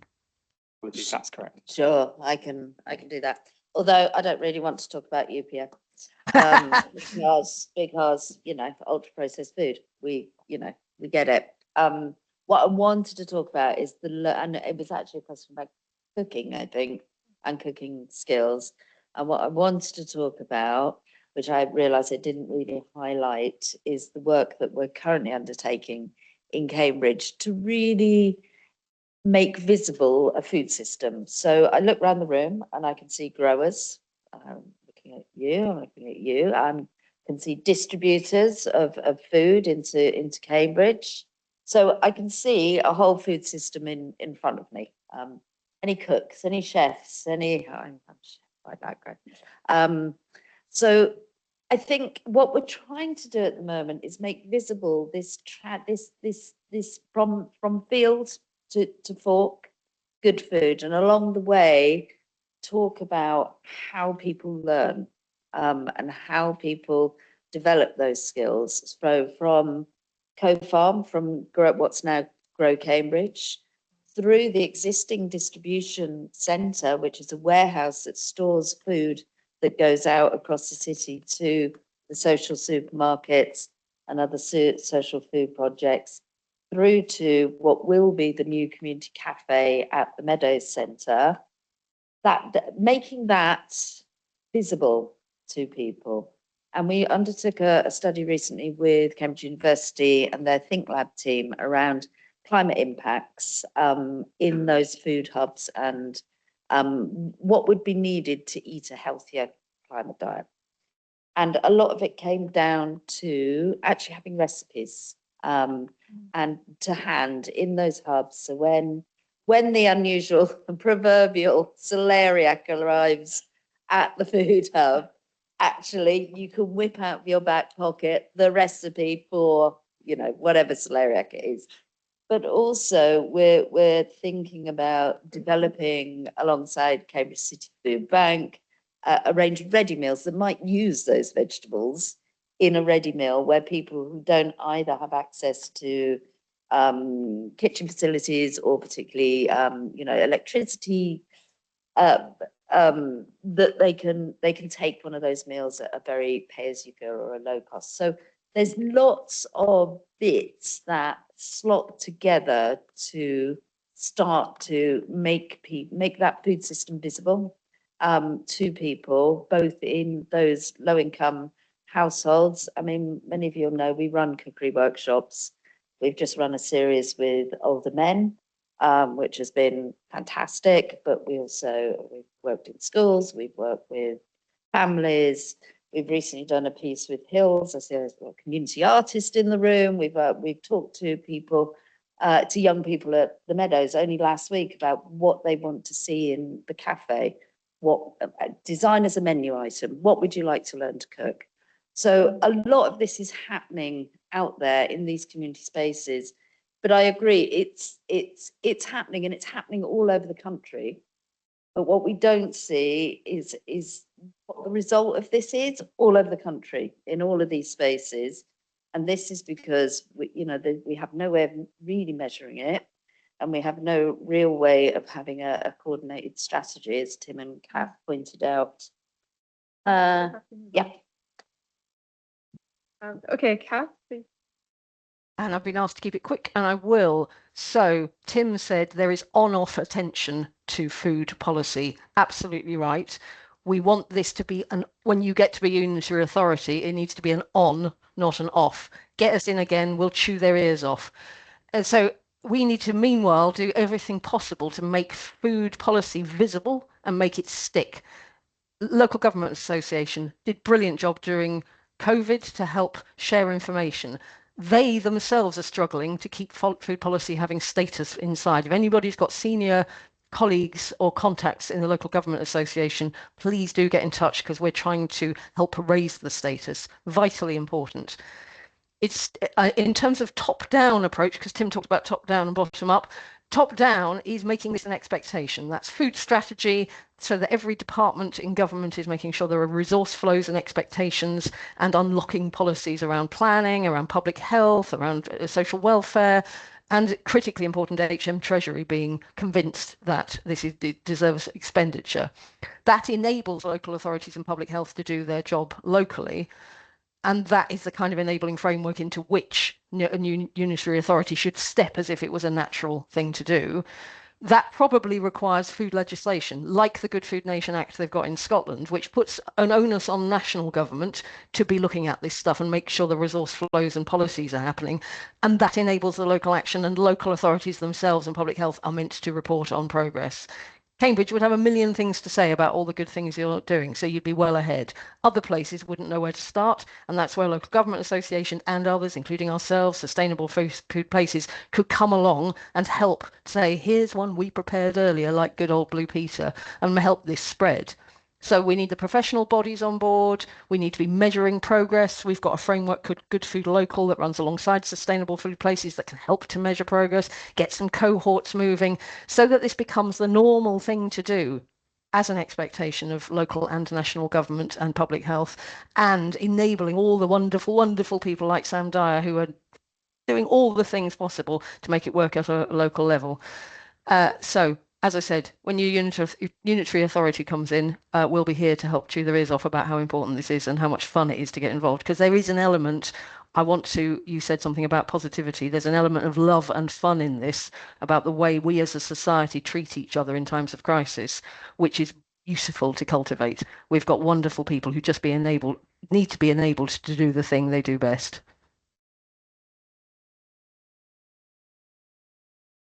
Okay, thank you. So we'll now move on. We believe that in discussing the future of our city, it's essential to include the voices of young people. So we would like to ask if the youngest person in the room would be interested in speaking. Does this work? Okay, I've decided as a parent, I'm actually going to speak on behalf of the youngest person in the room, because I'm sure you can all, I don't think was actually expecting to also be the only school child here this evening. And I'm sure you can all empathise and understand that this is not the easiest forum for one solitary young person to speak up at, but we've been discussing the speakers this evening. And I'm just going to be back to say that my daughter Nina is here representing Cambridge's Parkside School and the school's social action group, of which she is a member. And we think the issue of food and resilience will be really interesting for the school's social action group. So thank you to the speakers and the organisers for this event. And some of the points raised that were of particular interest to us were the one about cookery schools, and food tech is taught in schools, and I think that's something that could be possibly improved upon. And also we spoke briefly about the hacking of supermarkets that prevented being able to pay food, and I think that kind of raised sort of concerns around like cybersecurity. Actually, quite a lot of younger people now don't remember the issues that we faced as families during COVID in terms of getting hold of food, but that was a very distinct memory of not being able to pay in the supermarket and having to go and get cash, which is such a rarity now. And yeah, one more point is the issue of food waste and how tackling that is perhaps one way to consider preparedness, so for future food shortages. So I know that that's something that we struggle with and throw away more food that we would like to, and if we can work on that. I mean, I see that in my workplace as well. Anyway, thank you very much, and I hope you understand why I'm speaking on behalf. Thank you. Thank you so much.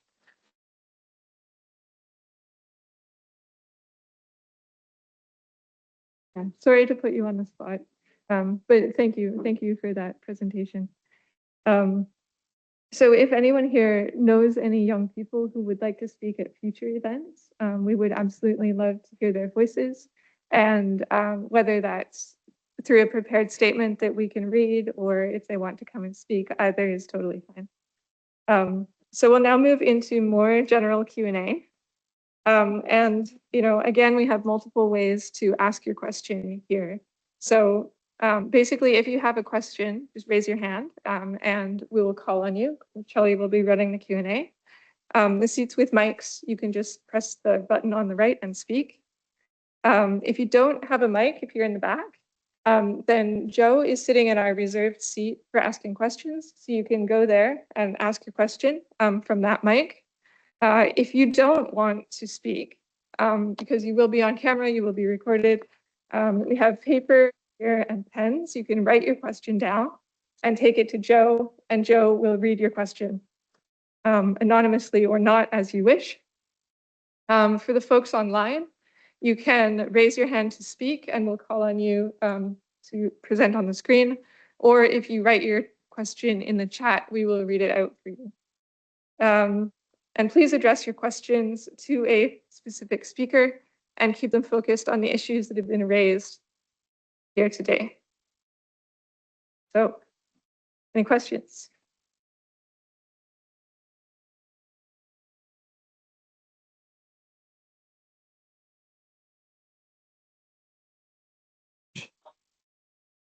Hey up, I'm Heron Holmes, so I run Waterland CSA, which stands for Community Supported Agriculture. It's a 10-acre organic vegetable farm just in the Fens and the north of the city centre. So my question is for council folks, which sort of support strands, funding or grants or otherwise, or any other support would you recommend I go for? Because it sounds like from all of the big picture stuff, businesses like mine are part of the solution, but I often feel like I'm eroding my own personal financial security. Even though, don't get me wrong, I absolutely love my job, I will always do my job. You have to come to the field and drag me physically from the tractor. But is there some sort of other support that I could access while I am very grateful for my customers? I can't ask them for any more. You know, I've got brilliant customers that sign up at the beginning of the year before I've even sown a seed, and they wait after they paid me, and then I deliver their vegetables when they're ready. Like, that is amazing. But is there any other support that I could possibly, what do you recommend? Thank you. So I know the county council, the Cambridgeshire County Council, have a young farmers network, and really we would have been great to have a representative here. So I think we need to do a lot more for people, young people or businesses growing. Absolutely, we need your voice out there. I know. So I think we need to get the county council involved, but as in the future it will be one unitary. So I think within 2 or 3 years, it will be one unitary. It'd be much easier to for any councillor to coordinate help for something like that. I think if you're in Greater Cambridge, also South Cambs, I think there may be some small business support grants, but not necessarily specifically for food, but maybe we need to be thinking about that.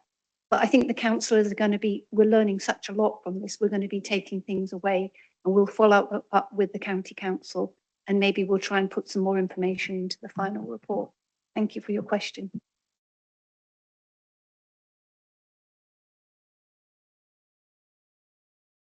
Yes, we'll have one more question in the room. This gentleman over here.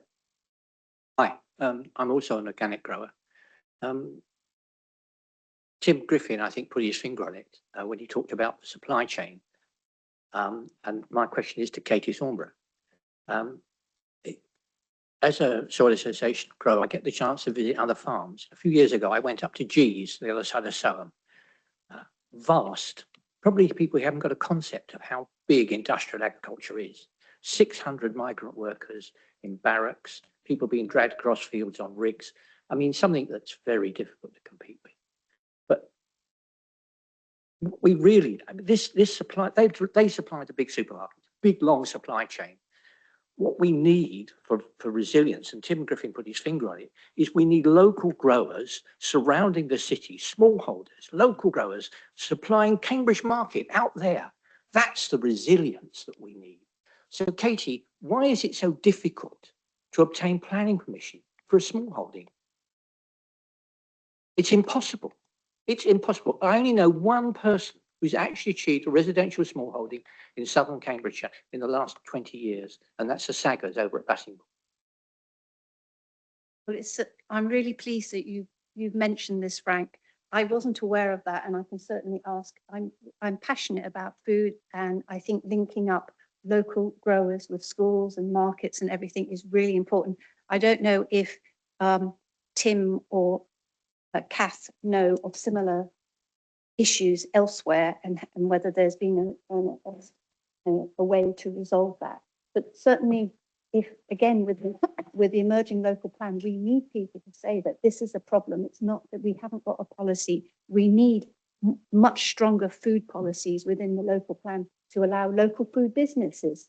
You know, it's a food business that we just is not recognizing. We have to change the way we do policy, and it's people need to speak up and say what is not good enough and what might be good and how we can strengthen it. Right now is the time to do that. So I'll speak to you about whether we can get something in the local plan. Thanks. Fantastic. Thank you, Katie. I would like to read a comment out now from the online room, which is from Neve Campbell, to say that this is coming from Neve, I am a member activator for Co-op covering Cambridgeshire and Peterborough. If groups are interested in creating recipes, I'd love to look at simple 3-ingredient recipe cards / books that will help people to reduce costs, but still create nutritional, tasty food, which could be adapted for those more unusual ingredients too. If you would like to contribute to that, I have Neve's contact, so please come and chat to me and I can pass that on to her. If Francis is in the room online, I would love to come to your question about geographic scope. If you're in the room online, if you're not, I'll ask a question for you. I'm online, sorry, can you hear me? Yes, we can, thank you, go for it. Yeah, okay, thanks. Yeah, it was just about geographical scope, really, thinking we've got Cambridge City and then we've got Cambridgeshire. And I'm just thinking in terms of planning these kind of resilient strategies, what do you take into account when you're trying to work out what is a workable geographic scope for your strategy? Thank you.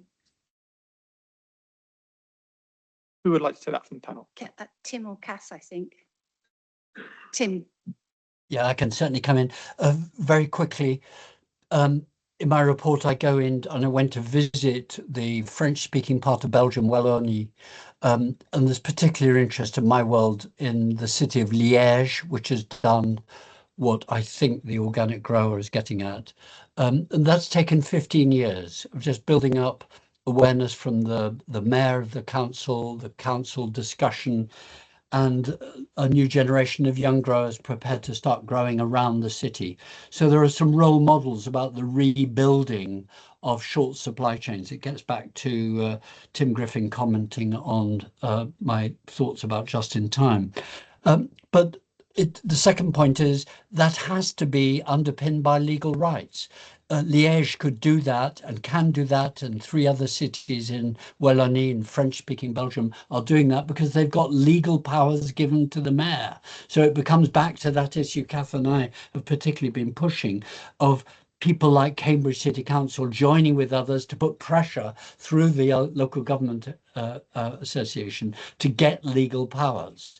I think there's more of an appetite to listen to that inside DEFRA and inside the Cabinet Office Resilience Directorate. Let me just say that without betraying confidences. Now is a very good time to put pressure on central government to say, we want the powers to do something about this. Katie Thornborough, your comments also being involved in that. So legal rights to be able to do that in the name of short supply chains is really important. And if you need another example, France in 2011, not with any thinking about crises other than cultural crises, set up a system known as the RNPAT. Again, this is all written up in my report, chapter 6, if you're interested, which over the last 11, 14 years has now created 500 towns and cities rebuilding some sort of local rural-urban connection. It's the obvious way to go to deliver lots of resilience, but it's also what a lot of young people want. Liège, for example, I was there and went, has now just spent 5 million euros building a small but really important local resilience storage capacity to modern high-tech specifications for hygiene. Fantastic. So it takes time, Fantastic, thank you, Tim. And Kath? So, not too small and not too big, I'd say, on food strategies, because once you get to national scale, you have national food strategy that looks at resource flows and powers and legislation and those kind of things. not too small is not right down to micro ward level, although you can have food strategies that look at why a particular community cannot access. But I would say that's not necessarily a local authority job. It might be the social housing organisation or the community group that looks at that. But the bigger you get into city level, then you're starting to talk to lots of social housing providers and lots of food co-ops. And at that point, you need a strategy, and you also need probably a partnership and some way of making sure that it's written into policy, so that you're starting to look at getting rid of hot food takeaways and enabling fruit and veg supply and making sure it's getting into food co-ops and making sure people have enough money and are signposted to all their social welfare benefits and all sorts of things that build resilience in a number of ways. So city-ish level, town and city-ish level seems to be quite good.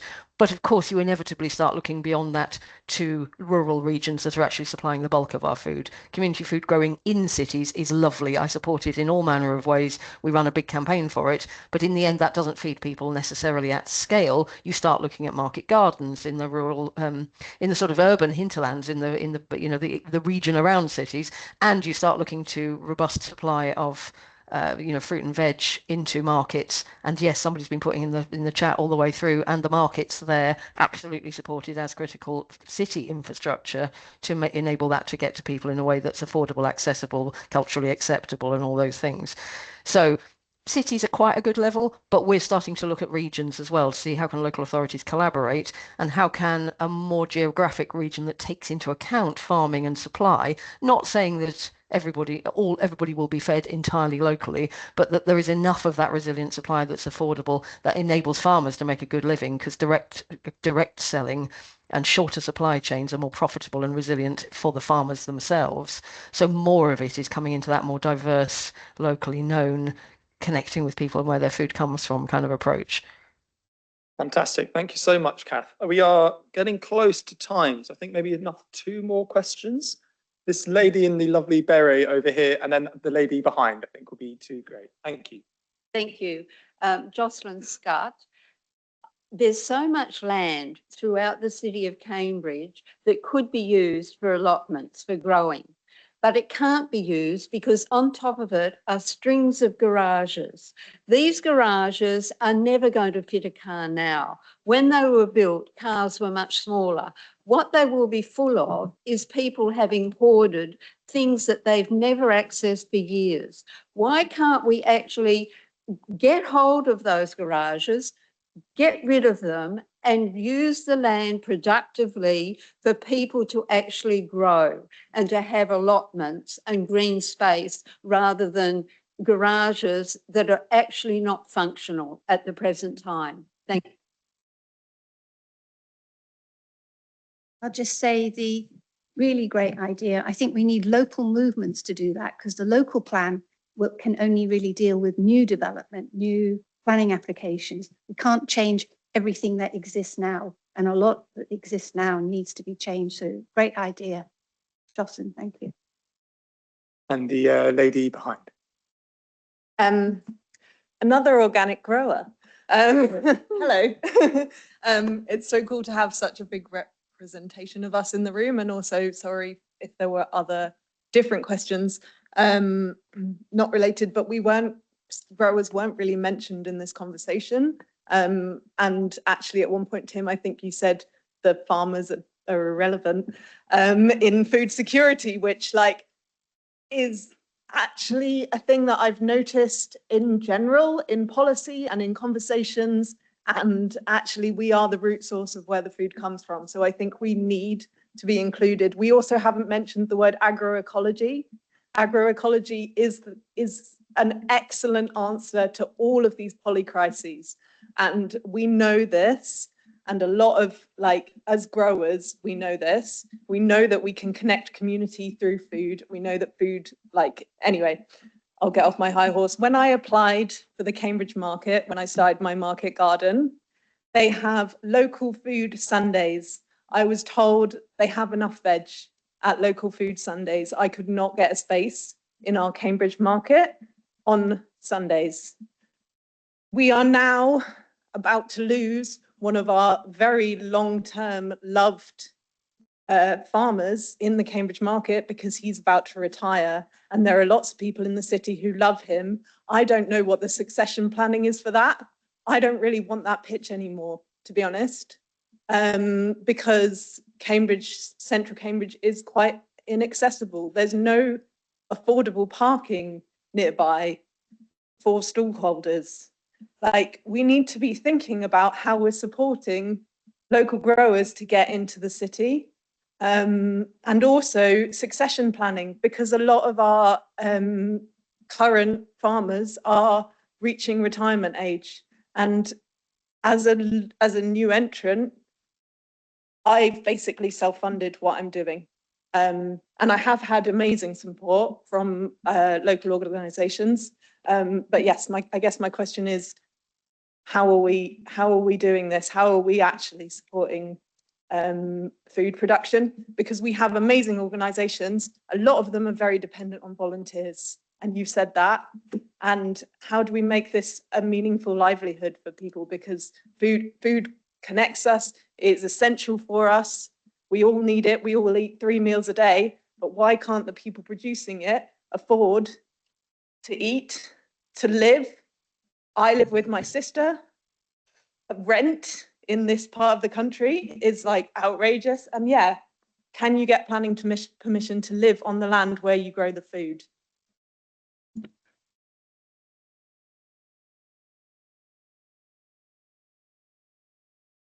I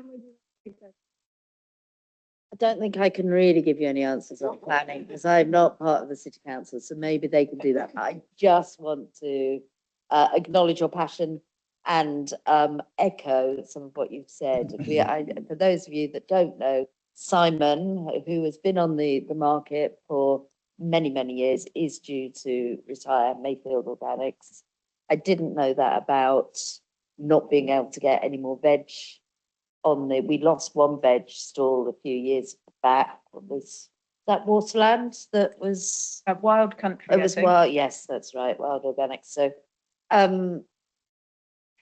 for our part at Cambridge Sustainable Food, we would love to support that connection and maybe facilitate a conversation between local growers, particularly small scale local growers, to think about how we can amplify your voices in the places that it matters.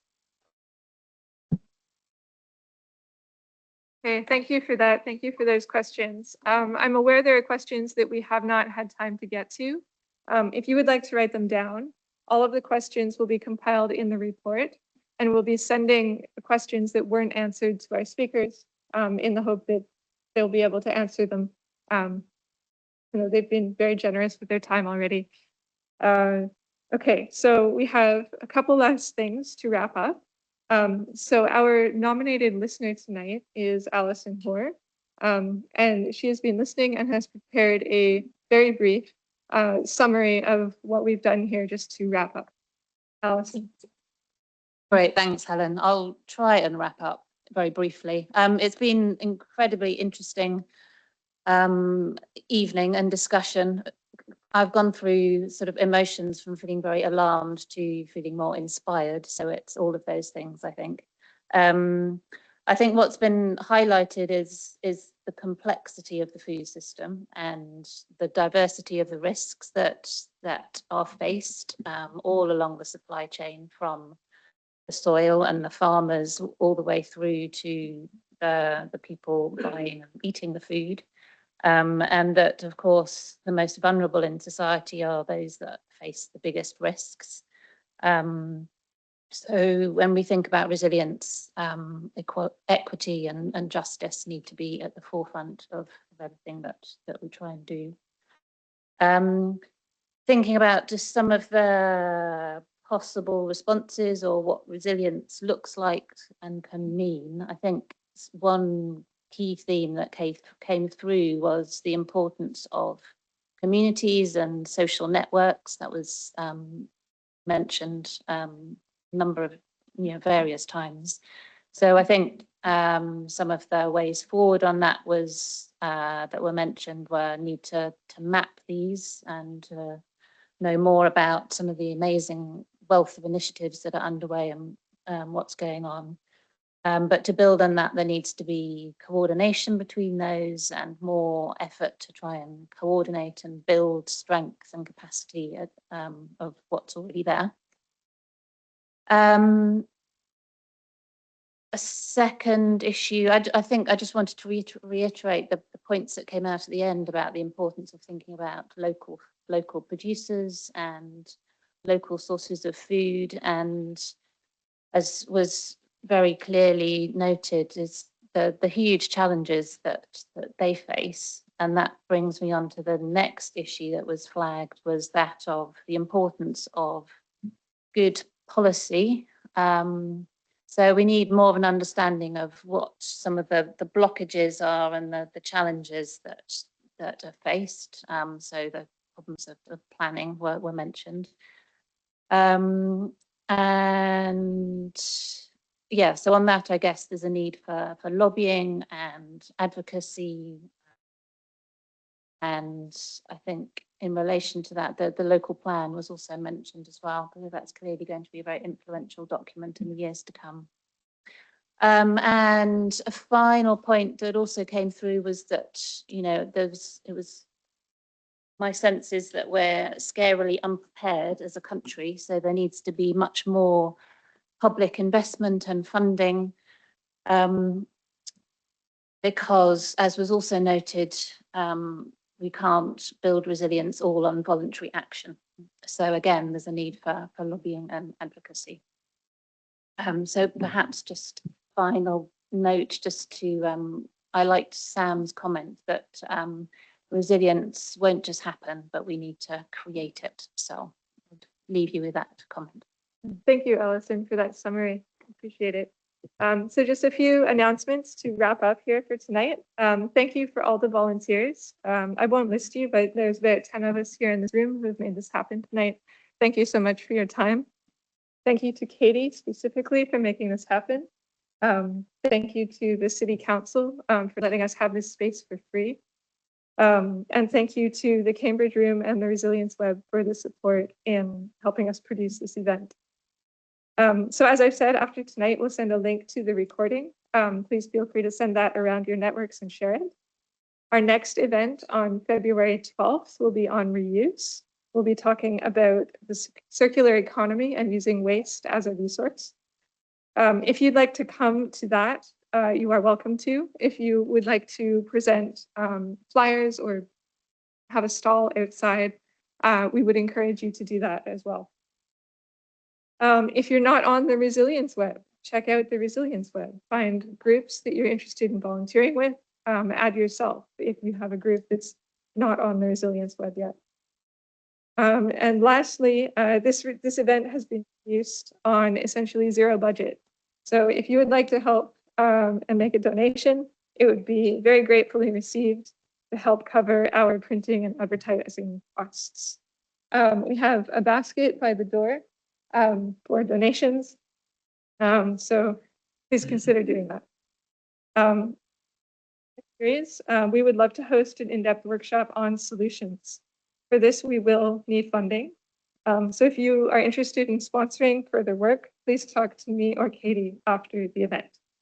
And the last thing we'd like to do is take a group photo of everyone who's here.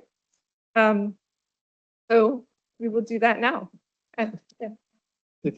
If we collect up towards the front here, facing that way. One more thing. Oh. So just to thank the speakers again. So thank you, Tim and Kath.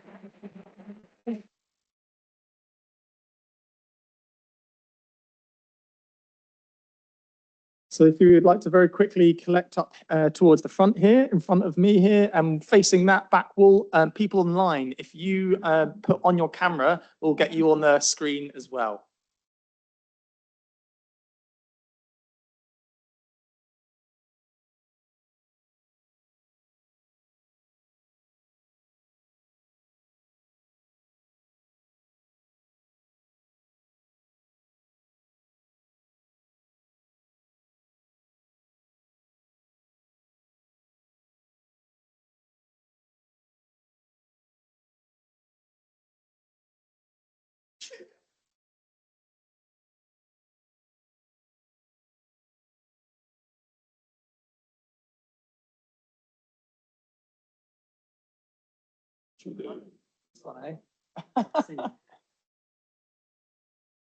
There's another, there have been about 40, but they've all dropped off last minute, but then everyone else has put their camera on. For those online, if you add yourself to the camera, you'll be, turn on your camera, you'll be added to the fake view auditorium we have on the screen. If you don't have a camera on, you won't be included. Cheers. Can I just say that you need to come in a little bit to be in the picture. So you need to be actually, can you come, Frank, can you come in to the centre a bit more, please? You need to come into the centre a bit more, everybody. Otherwise you'll be cut off. Sorry.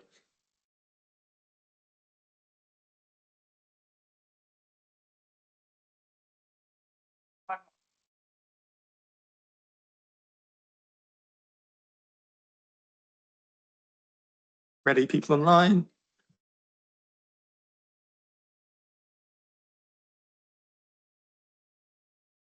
Seconds.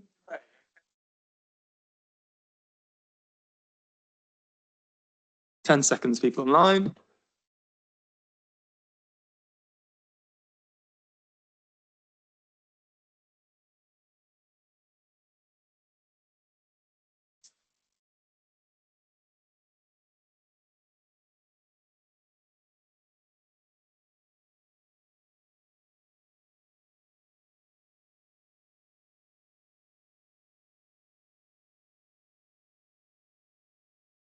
Thank you, online people, for joining. We'll end the meeting in 2 minutes. Thank you so much. Please put comments in the chat if you want them to be included. Cheers.